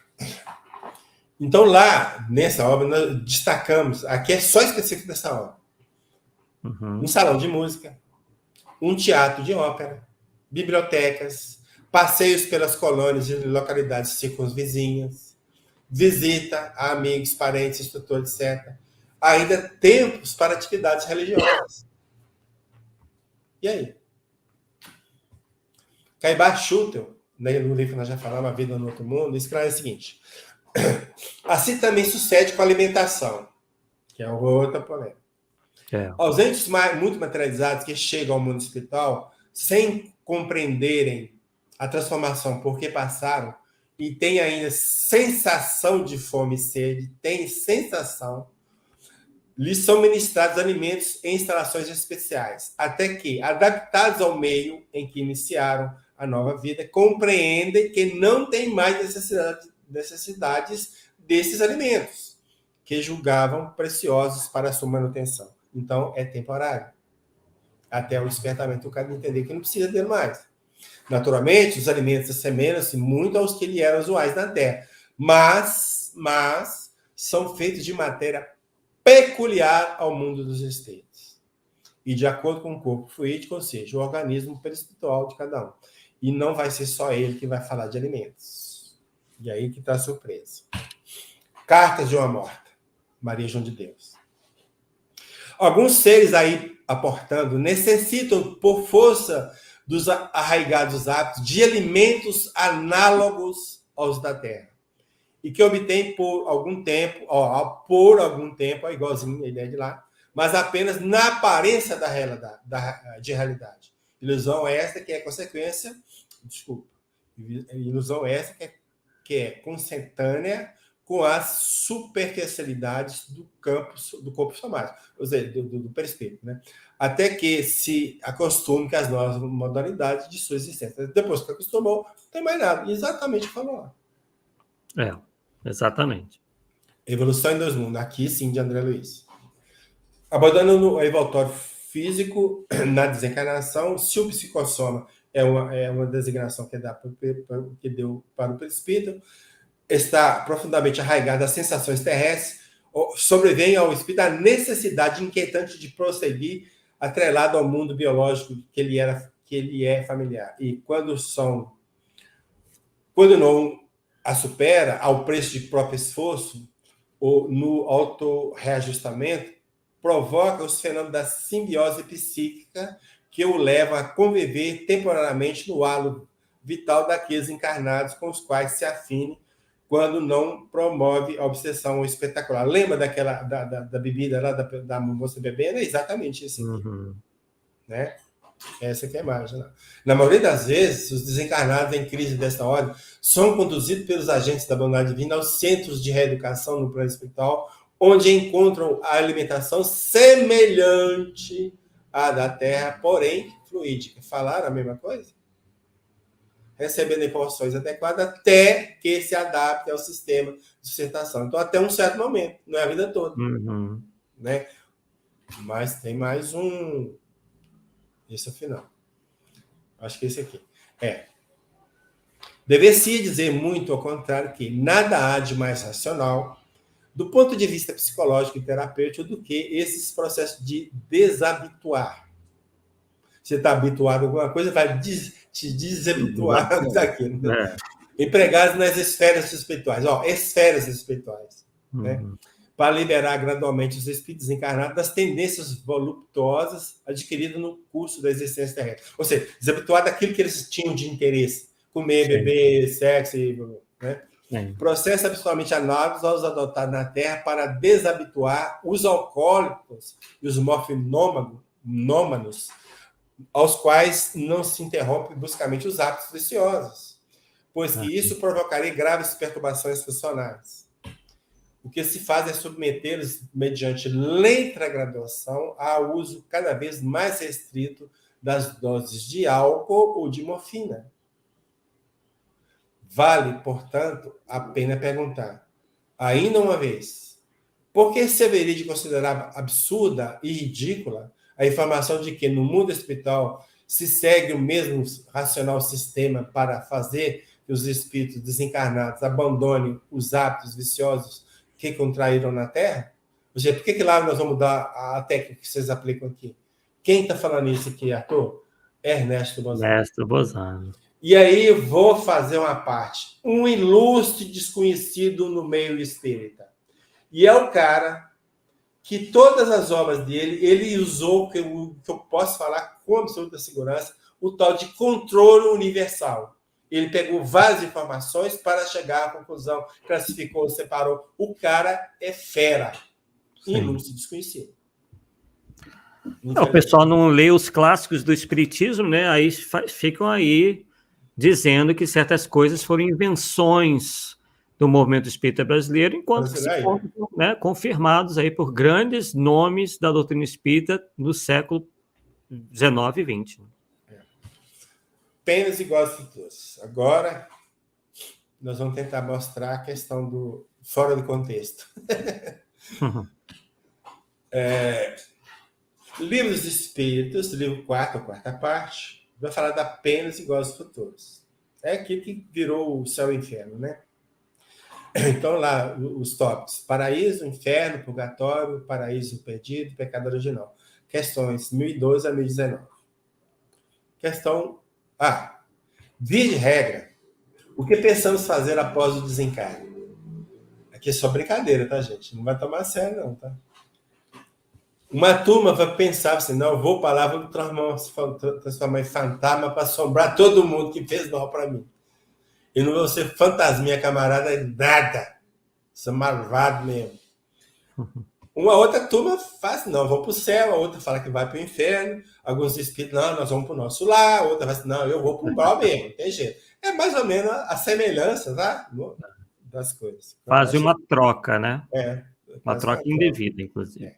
Bom, agora nós vamos ver, e é importante ele ter o contexto. A questão 1012, que é muito usada para a questão do lugar de circunscrito. Não há. Então, pergunta Kardec: haverá no universo lugares circunscritos para apenas iguais dos espíritos, segundo os seus merecimentos? O que é que Kardec está perguntando? Ele está perguntando o seguinte: no universo tem lugar para céu e inferno? Para ficar bem claro? Aí os espíritos começaram assim: já respondemos a esta pergunta. Bom, onde que foi que os espíritos responderam essa pergunta? Aí nós vamos buscar a questão 87. Então, na questão 87, o Kardec pergunta: ocupa os espíritos uma região determinada circunscrita no espaço Os espíritos estão por toda a parte. Povoam infinitamente os espaços infinitos. Os espaços. Exato. Né? Tende muitos deles de contínuo ao vosso lado, observando-vos e sobre vós atuando, sem o perceberes, pois que os espíritos são uma das potências da natureza e os instrumentos de que Deus se serve para a execução dos seus desígnios providenciais. Nem todos, presta atenção, nem todos, porém, vão a toda parte. Por isso que há regiões interditas aos menos adiantados. Ó, se fala que tem regiões interditas, regiões, até onde eu entendo, são lugares circunscritos. Ou não, Arthur? Eu estou apelando. Exatamente. Se eles de lá não podem sair, eles ficam circunscritos àquela região. Uai, não tem outro jeito. Né? Tá certo? Só os espíritos superiores podem ir a toda parte. Muito claro aí. Então, agora vamos voltar ao complemento da resposta da pergunta do 2012. Então, continua os espíritos. As penas e os gozos, o céu e o inferno, né, são inerentes ao grau de perfeição dos espíritos. Cada um tira de si mesmo o princípio de sua felicidade, o céu, ou de sua desgraça, o inferno. E como eles estão por toda parte, nenhum lugar circunscrito ou fechado, circunscrito é fechado, é especialmente destinado a uma coisa ou outra. Ou seja, não tem um lugar circunscrito para ser o inferno. É isso que eles estão falando. Exatamente. Não tem nada a ver com combatendo colônia. Aliás, nem se falava em colônia aqui. Não, lembrando, Paulo, a gente conversava sobre isso, que a crítica de Kardec era a ideia de céu e inferno, como você já disse. Qual era a ideia teológica de céu e inferno? De que lá as almas não poderiam sair, que eram lugares fechados. Por isso que a igreja, até hoje, não aceita a comunicabilidade dos espíritos, porque eles acreditam que, uma vez chegado o espírito ao céu ou ao inferno, de lá eles não podem sair para nos visitar, digamos assim. Mas porém tem uma contradição aí, né, meu? Por que os santos podem sair? Então, pois é uma série de contradições, mas na teologia eles dizem isso. Né? Então, teologicamente, isso é incoerente. A turma deles. Eles só aceitam quando é a turma deles. Os Sim. outros todos são demônios. Percebeu? Tentando se enganar, mas aí os demônios ficam à solta aí, né? Digamos assim. É uma série de contradições na teologia que a gente não vai conseguir resolver, né? Aí vamos para a questão 1012A. De acordo, então, com o que vindes de dizer, o inferno, aí já foi, o inferno e o paraíso, ou seja, o inferno e o céu, não existem, tá como os homens os imaginam. Olha o contexto, cara. O contexto é isso, está falando de lugar circunscrito em relação ao céu e inferno. Então, são simples alegorias. Por toda a parte, há espírito ditosa e inditosa. Entretanto, conforme também já dissemos, os espíritos de uma mesma ordem se reúnem por simpatia, mas podem reunir-se onde queira, quando são perfeitos. Aí ele vai na nota. A localização absoluta das regiões de penas e de recompensa, ou seja, as regiões de céu e inferno, só na imaginação do homem existe. Provém de sua tendência a materializar e a circunscrever as coisas, cuja essência infinita não lhe é possível compreender. Entendeu? Revista Espírita de 1860, mês de julho. Aí tem um boletim. Ele sempre lia um boletim, né? Um boletim lá. Esse boletim se refere à sexta-feira, 1º de junho de 1860, numa sessão particular, ou seja, de uma reunião anterior. Aí faz a leitura da ata. Aí tem um item do boletim que chama-se Estudos. Então, o primeiro, evocação do grande Françoise, uma das principais convulsionárias de Saint-Médard, é a cidade, né? A obsessão, né? Na qual sua primeira evocação foi publicada no número de maio último. Então, já manifestou uma vez, foi publicado no mês de maio. Esse espírito foi chamado novamente a seu pedido. Então, foi evocado de novo. E aí, São Luís, não tem evocação, né? Mas São Luís vai comentar. Aí eles vão falar de São Luís agora, aliás. São Luís completa a comunicação, né?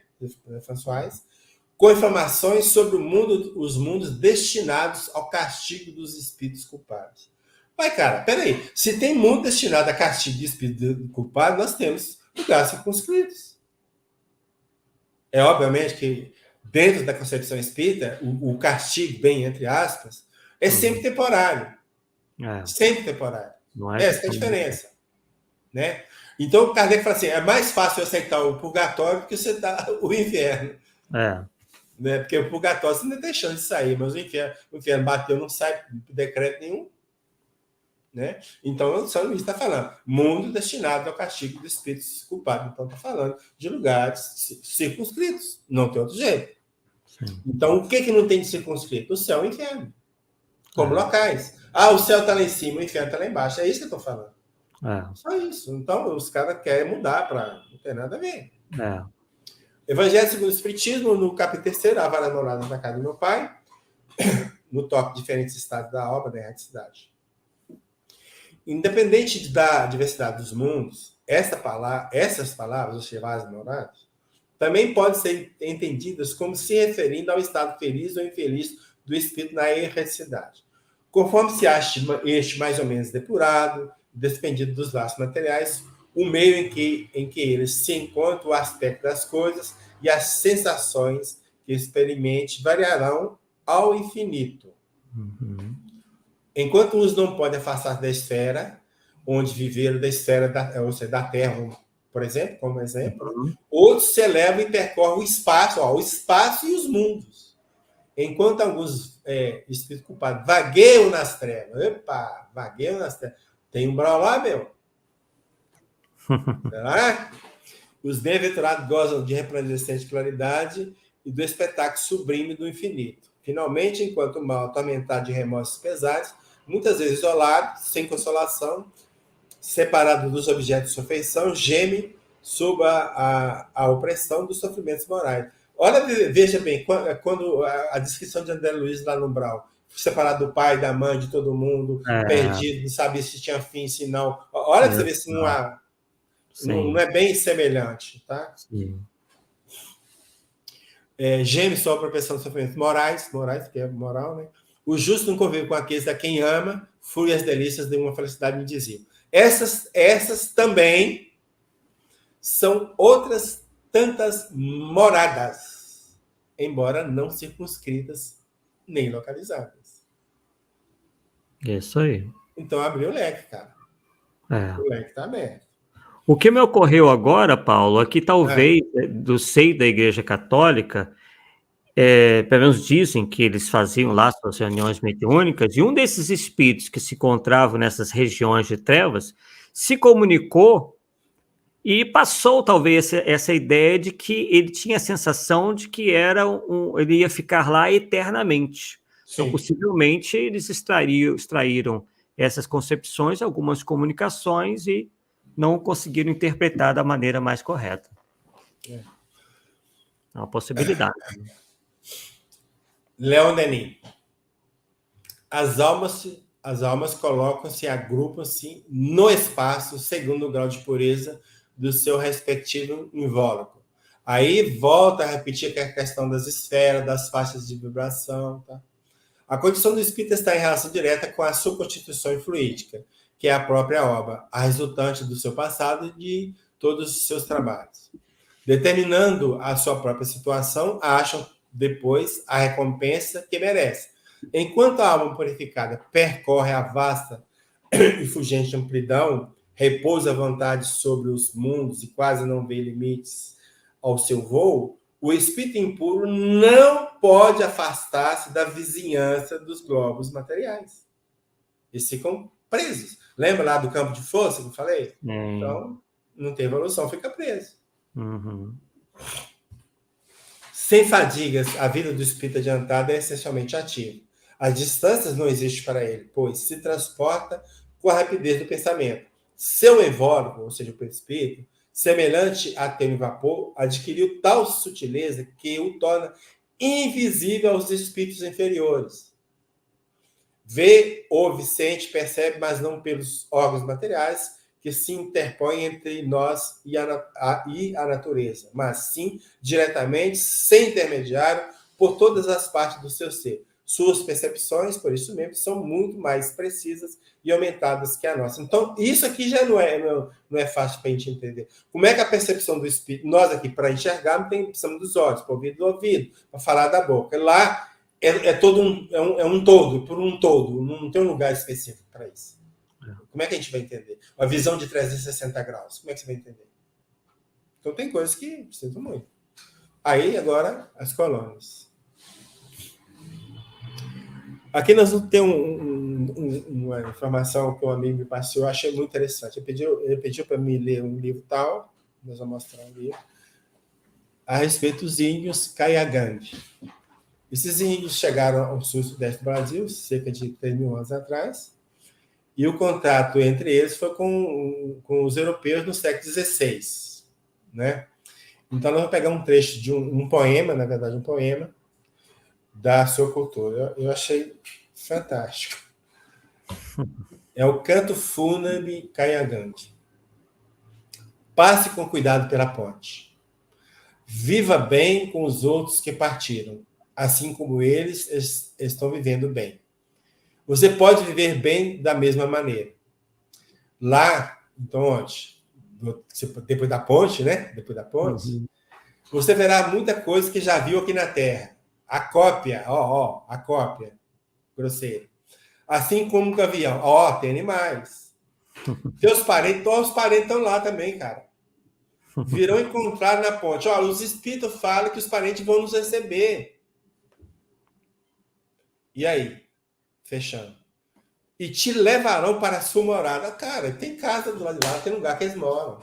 Agora, o que eu estava comentando com o Arthur, o livro é A Criação do Mundo.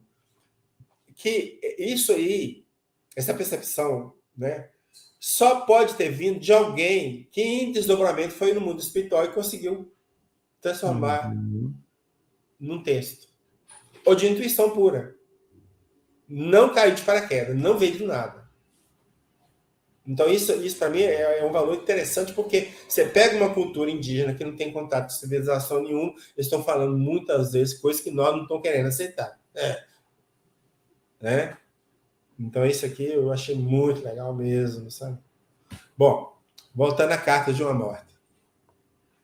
Para que possas ter ideia do local em que me encontrava, direi que era igual aos dos majestosos edifícios daí, divididos em confortáveis apartamentos. Era como se pode dizer uma grande casa de socorros espirituais, num ninho acolhedor de almas errantes e enfraquecidas. E aí? Aqui, carta de uma morta falando em Constituições. 1935. Essa é a primeira obra de Chico que fala em Constituições.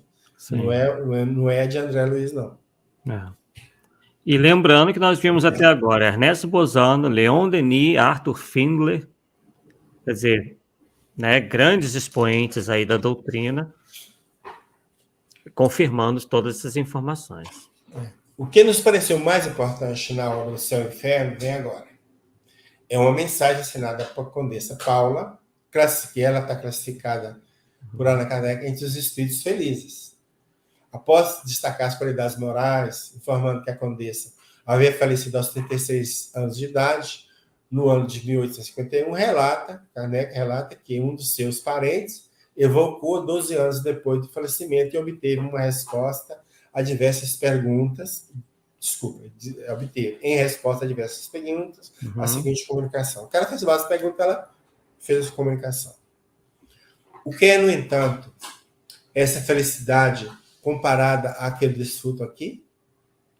Esplêndidas festas terrenas, em que se ostentam os mais ricos paramentos, o que são elas comparadas a essas assembleias de espíritos resplandentes de brilho, que as vossas vistas não suportariam, brilho que é o apanágio de sua pureza? Os vossos palácios de dourados salões, que são eles comparados a essas moradas aéreas? Vastas regiões de espaços matizadas, de cores que alumbrariam o arco-íris? Os vossos passeios a contados passos, nos parques, a que se reduzem comparado aos percursos de imensidade mais céleres que o raio? Horizontes nebulosos e limitados que são comparados ao espetáculo de mundos a moverem-se no universo infinito ao influxo do Altíssimo? E como são monótonos os vossos concertos mais harmoniosos em relação à sua melodia, que faz vibrar os fluidos do éter e de todas as fibras da alma? E como são tristes e insípidas as vossas maiores alegrias comparadas à sensação inefável de felicidade que nos satura todo ser como um eflúvio benéfico, sem mescla de inquietação, de apreensão, de sofrimento? Aqui tudo reslumbra, revela-se, né? Amor, confiança, sinceridade por toda parte, corações amantes, amigos por toda parte.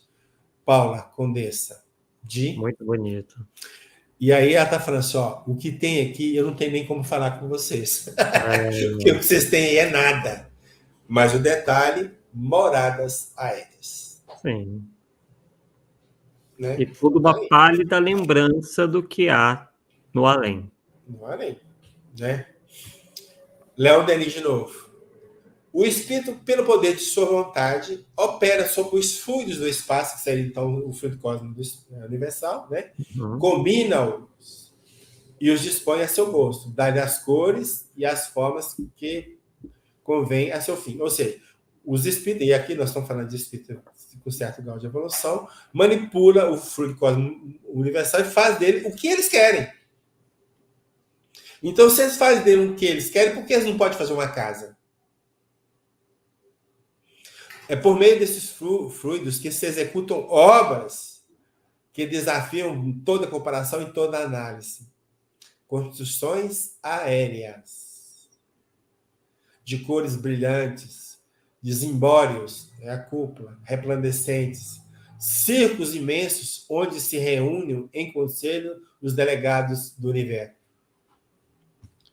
Templos de vastas proporções, donde se eleva acorde de harmonia divina, quadros variados, luminosos, reproduções de vidas humanas, vidas de fé e de sacrifício, apostolados dolorosos, dramas do infinito.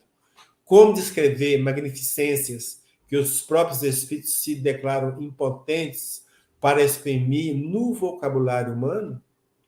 E nessas moradas fluídicas que se ostentam os pompas das festas espirituais. Que se ostentam as pompas das festas espirituais. Então, falou aqui o quê? Construções aéreas, moradas fluídicas. Fechou? Tudo batendo. James Everly Yospide. Esse é um pesquisador, ele é citado por Bozano. Esses pesquisadores têm, né, igual eu falei para o Arthur, às vezes eles citam um outro, fulano fez isso, chegou a essa conclusão, e a gente não tem o livro dele, mas tem a informação dele, então a gente acaba. Então, James diz assim, nada há de impossível nas informações que essas mensagens contêm. A maioria das pessoas ridiculariza o conceito de um meio espiritual como o que se desenha nas revelações. Porém, esses senhores que gastam o ridículo com tanta leviandade não se lembram de que, assim fazendo, supõem conhecer toda a verdade a respeito do mundo espiritual. Então, se você falar não tem, é porque você conhece tudo de lá. É isso que ele está falando. Se você não conhece, você não pode falar. Né? Aí vem Bozano. Muito bem. Sabemos agora, fundados em fatos, lembra que Kardec, fatos lá? Está aqui. Ele trabalhou com fatos. Que os espíritos de defuntos entram numa primeira fase de existência espiritual que constitui uma reprodução espiritualizada da existência, do meio da existência terrena. Reprodução espiritualizada do meio da existência terrena. Crópia grosseira, lembra lá? É a mesma coisa. É a mesma coisa. É uma fase transitória, se bem que de muito longa duração, destinada a preparar gradualmente os recém-chegados à existência espiritual propriamente dita. Ora, se não é isso que a gente vê em nosso lar, na obra do nosso lar. Tudo isso já constitui um acervo importante de conhecimento adquiridos a tal respeito. Então, o que Bozano está falando? Tudo isso nós já temos conhecimento, já passou pelo controle. E vocês estão aqui negando ainda. Não, como diz o outro, eu não estou entendendo vocês. Tá certo? E, ao final, Bozano conclui. Ora, como esses critérios de investigação científica foram aplicados, ainda o critério que ele usou, né? Nos limites do possível, ao material científico que vimos de examinar, forçoso será convir em que minha obra já serve para demonstrar, e está falando demonstrar, provar, que o valor científico das revelações transcendentais não mais deve ser posto em dúvida. E, por conseguinte, que os que continuarem a estudá-las ulteriormente farão um trabalho altamente meritório e útil. Então, Mozart está falando, o que eu fiz é critério científico, passou pelo controle. Você pode falar que passou pelo controle, então não tem como contestar agora. Fim de papo, morreu aí.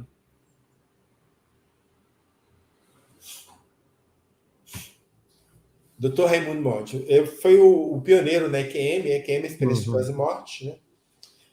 Tenho conversado com inúmeros indivíduos que falam com notável consistência de terem visto relances de outros campos de existência que bem poderiam ser chamados de celestiais, ou seja, campos celestiais. Julgo interessante a ocorrência em diversos desses relatos de uma mesma expressão. Então, várias pessoas relataram, dentro da experiência de EQM que tiveram, de uma cidade de luz.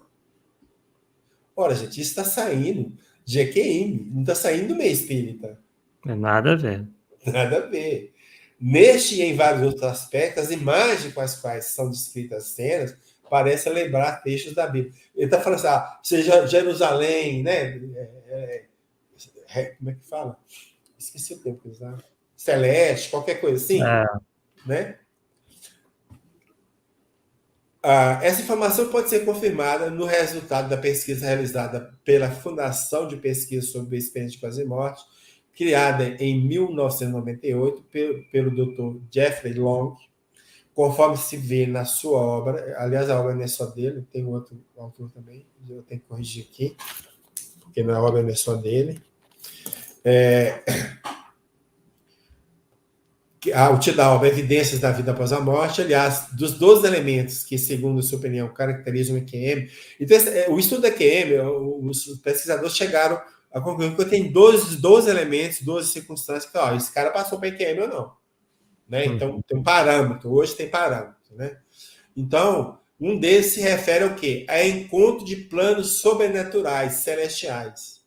Um dos elementos da EQM. Então, significa que o quê? As pessoas em EQM passaram por isso. Ou grande maioria delas. Grande maioria delas. Né? Então, a pesquisa da Fundação perguntou, você viu, né, para as pessoas, claro, passar para quem? Você viu ou visitou algum lugar, plano de dimensão bonitos ou de algum outro modo distintos? Para essa pergunta, 40,6% das pessoas que passaram por uma EQM responderam sim, ou seja, nós vimos. Fazendo essa pergunta de maneira mais generalizada, a pesquisa da Fundação indagou, você pareceu entrar em outro mundo sobrenatural? A essa pergunta, 52,2%, ou seja, a maioria das pessoas que passaram por EQM, sim. Então, o que ele está falando aqui? Ele está falando desses planos sobrenaturais, as cidades de luzes, uma outra dimensão, é isso que ele está falando. O outro autor é esse PRP aqui, não lembro mais o que é o P, porque ele tem mania de abreviar e depois ele não sabe quem que é para educar. Ele é coautor na obra, tem que consertar lá, porque só como se fosse o dele. Bom, aí vamos trazer o notável Herculano Pires. Por que o Herculano Pires? Porque Herculano Pires é um nome de destaque no movimento espírita, era um filósofo de mão cheia e entendia Kardec mais do que muita gente, né? Então, é uma opinião que deve ser levada em conta. Né? Então, Herculano diz o seguinte, a existência de cidades espirituais num além-túmulo, de habitações vegetais e animais, não é, como supõe, uma invenção dos espíritos.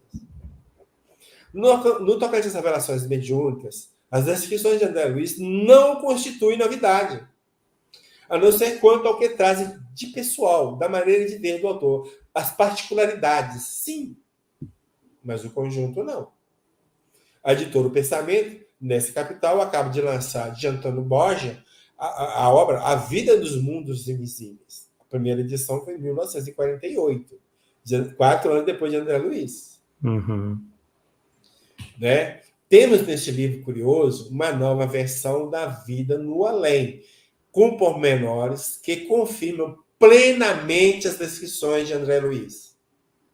Os religiosos em geral e os espíritas em particular encontrarão em A Vida nos Mundos Invisíveis muito material para comparação para as descrições dos textos sagrados, com as descrições dos textos sagrados e das comunicações mediúnicas obtidas em nosso país. Este confronto, para os espíritas, para nós, né, atende a dos requisitos do método doutrinário para a aceitação das informações espirituais, o do consenso universal estabelecido pelo codificador. Então, ele está calculando, está falando. Esse cisco que o André Luiz está falando já passou pelo controle universal. E é o que nós temos visto, né, inclusive dessas pessoas que não acreditam nessas descrições no mundo espiritual, é que seria acreditadas apenas por neófitos da doutrina, ou pessoas que não se aprofundaram.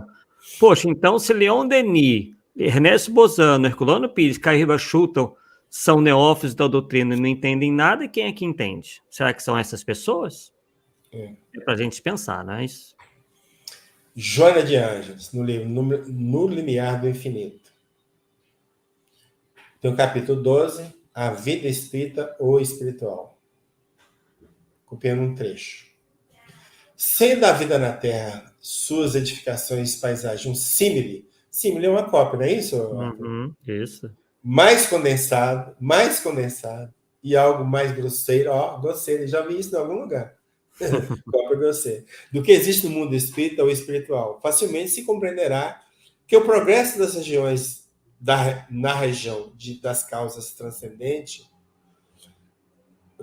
das causas transcende em beleza as realizações, superando em emoções e efeito tudo quanto a imaginação pode conceber. Então, tudo que você pensar transcende isso aí.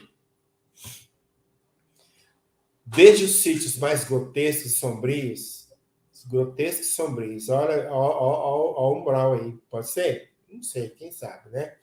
Onde se fixam nos núcleos de depuração, depuração, lugar de depuração, né? Compulsória ainda, hein? Quer queira, quer não, né?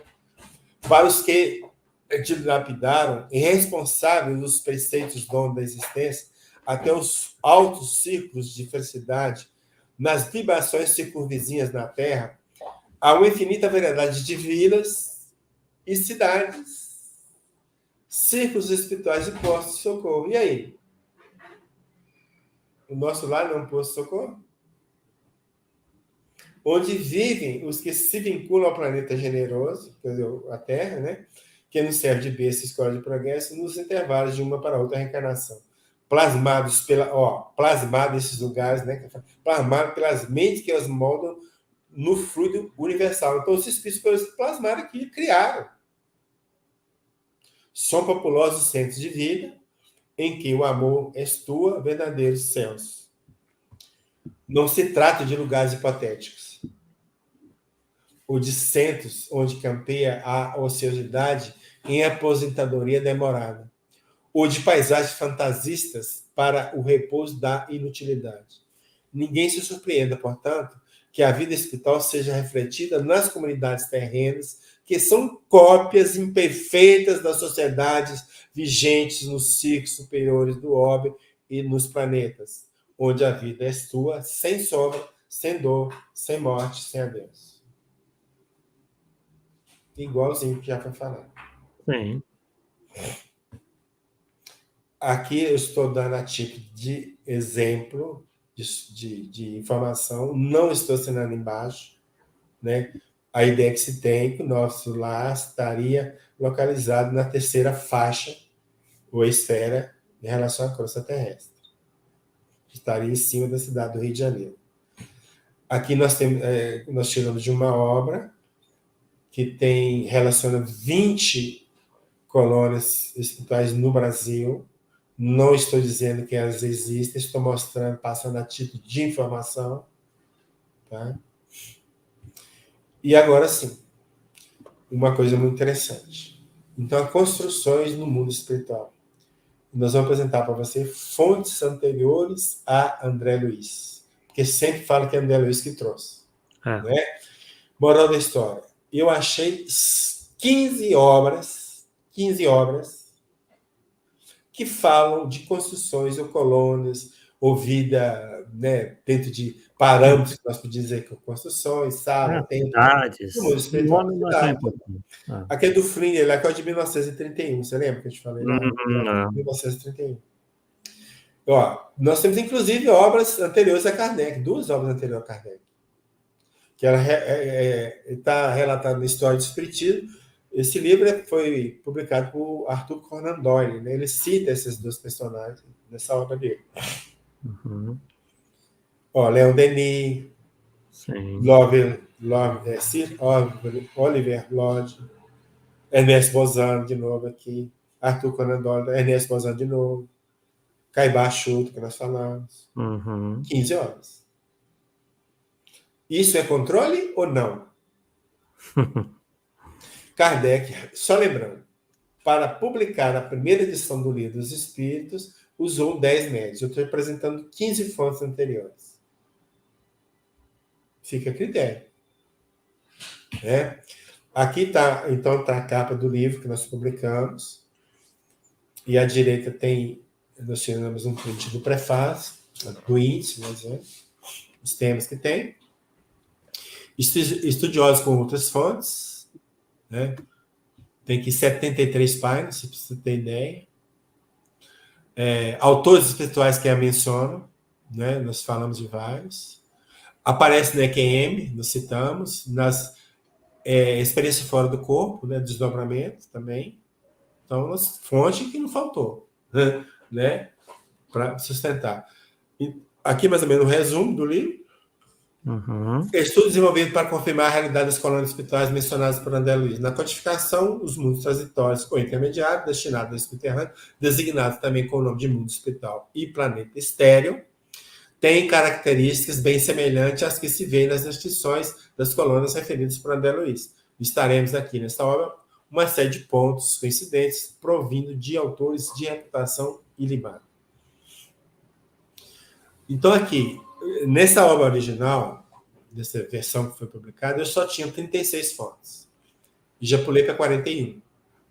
Então, à medida eu já estou preparando no documento que eu tenho, eu preparo uma nova edição. Se sair uma nova edição, sai com 41. Sim. Né? Então, aqui, de pesquisadores e estudiosos do tema, eu tenho 10.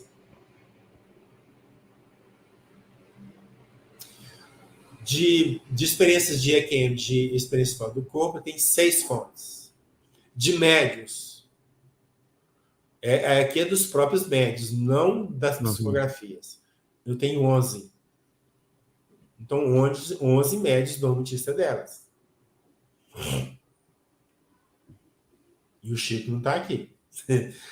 Porque ele vai entrar, ele entra de uma outra forma, né? Ele vai entrar pela psicografia. Então, o que está em uma lista não está na outra. Entrou só uma vez. De psicografias, então, de mensagens, de informações que os espíritos passaram. 14 fontes. Então, você vê que a pesquisa não é brincadeira. É profunda. Eu não conheço, sem puxar a sardinha para o meu lado, mas não conheço nada igual de autor nenhum que tenha feito um trabalho igual a este. Você pode pegar e falar, você está furo aqui, tudo bem. Mas as fontes mais que eu peguei, ninguém pegou. Aqui nós temos a capa de alguns livros que nós consultamos, só a título de informação mesmo. E fechando, Kardec de novo. A verdade pode ser discutida, mas não destruída. E a prosperidade registra o nome dos que a combateram ou a sustentaram. Aqui nós temos a lista das obras que nós trabalhamos. E esse aqui é só o que tem aqui, não é do livro todo. As imagens.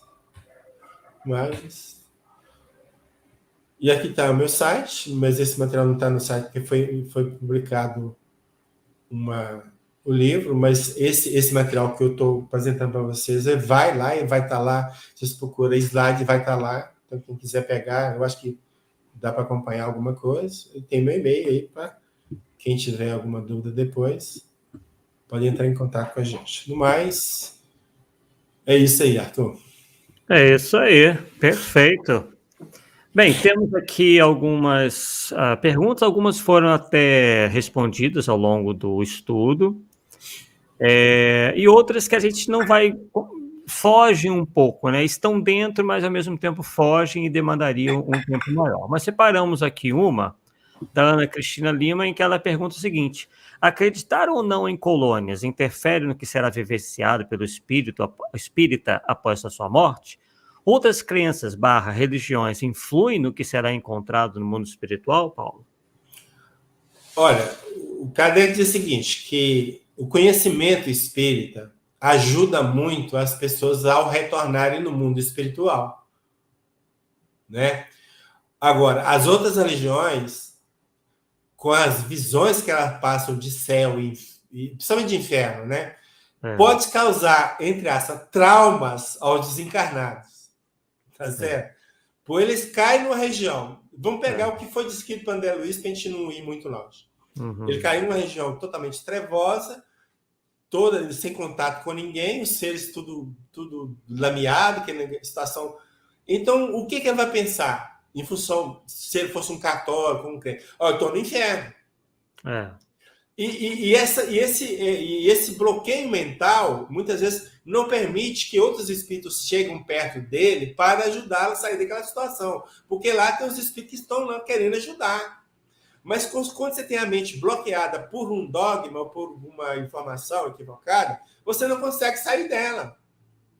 Então, o conhecimento do mundo espiritual ajuda, sim, com certeza, a gente chegar do lado de lá.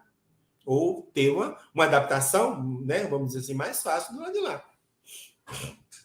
Perfeito. Para completar aí, Arthur, fica à vontade. Não, é exatamente isso aí, concordo plenamente. Né? E claro que o que vai valer acima de tudo são as nossas ações, os nossos atos. Né? Se mesmo um indivíduo de outra religião que não ignore tudo isso, se ele desempenhou bem a sua tarefa, a sua missão na Terra, obviamente que ele já vai se encontrar, né? Vai partir muito mais celeremente uma esfera espiritual mais elevada do que, né? Então, o que vale aí são as ações, acima de tudo. Bem, pessoal, agradecemos bastante aí a participação de vocês, né? Fica aqui o nosso convite a que vocês se aprofundem, principalmente aqueles que estão mais reticentes, né? Temos aí uma série de materiais que vocês mesmos podem ir atrás. O Paulo não inventou nada, né? Não é coisa de, como se diz, dizendo por aí, de coisa de ignorante, de espiritismo, de místico. Não é nada disso, né? A gente viu que há gente muito boa, de muita categoria em termos de conhecimento dentro do movimento espírita, muitos contemporâneos de Allan Kardec, como Leon Denis, Ernesto Bozano, né, outros que vieram, outros grandes do movimento espírita, como Herculano Pires, Cair Bachutel. Então, é uma questão mesmo de estudar, de pesquisar e de se aprofundar e não ficar negando por negar. Né? A gente não pode simplesmente adotar uma posição, como nós dissemos no início, sem esse trabalho de investigação, para a gente não cair nas malhas, né, as mesmas malhas que os nossos irmãos das religiões dogmáticas tradicionais caem, que é, tipo, não tem a palavra lá na codificação, não tem a palavra colônias, então não existe. Quer dizer, é realmente uma pessoa que pensa assim, está muito distante aí realmente do caminho de pesquisa que Allan Kardec envidou, que todo espírita deve envidar. A gente não tem que ficar preso em palavras, e sim a conceitos, a ideias, e a gente percebeu que esses conceitos, essas ideias estão espalhados e de maneira muito próxima, muito em consonância em vários livros, em vários tipos de literatura, de autores diferentes, de espíritos diferentes. Então, é no mínimo para a gente prestar atenção nisso, né? E não ficar simplesmente fechando questão em cima de uma coisa que tem aí várias evidências, inclusive na própria codificação e na revista espírita, de que efetivamente existe um mundo espiritual pujante, colorido, enfim, claro que dependendo da esfera, né? mas que tem a sua própria organização, né? Isso é muito importante. Então, Paulo, as suas considerações finais para a gente, então, encerrar. Tá. Só eu gostaria de acrescentar uma coisa aqui, Arthur, porque quando a gente inicia o estudo, a pesquisa de um tema polêmico, depois que o material está escrito, né, vamos dizer assim, a pesquisa está escrita, eu mando para várias pessoas. E quanto mais polêmico o tema, mais pessoas... Isso para mostrar o seguinte, que geralmente não reflete só a minha opinião. Claro. Entende? Esse material que a gente tem. Reflete a opinião de outras pessoas. Sim. Né? Então, é difícil eu ter um texto que eu não passei para ninguém dar uma olhada. Você mesmo já viu isso aí. Quase todo texto que eu faço para você. Arthur, o que você está achando? Você vai, corrige português, que eu não sou lá grandes coisas em português, mas o meu foco não é tanto a ortografia. O meu foco é o ponto doutrinário. É aí que é meu ponto. Porque eu acho que é muito chato eu defender uma tese que é contrária à doutrina. Todo mundo está vendo que eu estou falando bobagem, só eu não estou vendo. Então, eu por ser espírita de carteirinha, eu mudo de opinião, estou mudando de opinião acima de um tema aí que um cara me questionou. E primeiro eu fiquei meio resistente, tal, mas depois eu fui com calma, vamos parar, vamos ver com calma. Aí comecei a ver com calma e vi que ele tem razão. E eu vou ter que mudar de ideia, não tem outro jeito. Então a gente trabalha assim. E o meu e-mail sempre eu deixo aí justamente para isso. Porque a pessoa falou assim, Paulo, aquilo que você falou não tem nada a ver, tá furado, tem uma outra informação de fulano que fala o contrário. Beleza, vamos sentar, vamos ver, né? E discutir tudo. E agradeço a todos aí que estiveram participando dessa live aí o Thiago aí dando o ok dele aí, a Shirley agradecendo também, o Hugo esteve aí. Ô, gente, eu sinto muito bem quando me sinto útil. Olha você vê, né? Porque é isso que importa, né? Eu não quero transparecer que sei mais para todo mundo, porque não sei mesmo, né? Mas eu me sinto bem quando eu consigo contribuir para o aumento do conhecimento das pessoas. Isso para mim que me importa, né? Então, estamos juntos, tá? Estamos juntos. Maravilha. Isso aí, pessoal. Então, curtam, espalhem, né? Divulguem aí nossos estudos. A gente fica muito agradecido. Nosso objetivo é fazer com que esse trabalho chegue ao maior número possível de pessoas, né? Para que a gente tenha aqui força, fôlego para continuar com o nosso programa. E aí nós precisamos aí, certamente, da colaboração de vocês sempre, né? Vocês são parte desse programa. E o nosso próximo tema é? E que será? Ô, gente, não tem jeito. Se você fala uma coisa, você acaba puxando a outra. Então, como nós já falamos alguma coisa rapidinho aqui, mais em tom de brincadeira do que pegando sério, de umbral. Então, o próximo tema nosso é este. Umbral, a base doutrinária para sustentá-lo? Porque quando eu estudei isso, eu topei com o outro. Eu não tive como fazer os dois num livro só, porque ia ficar um livro muito grande. Né? Aí eu preocupei um só colônia, depois trabalhei um só umbral. Esse de umbral é um e-book, inclusive está disponível no meu site. Quem entrar lá pode baixar e numa boa. Tá? Então, na próxima quarta-feira, né, nós vamos falar sobre umbral, então. Maravilha aí, ó. Então já estão sabendo. Espero todos vocês aqui na próxima quarta-feira, às 20h, no nosso Polêmica Espírita. Pessoal, uma boa noite a todos e até lá. Tchau, tchau.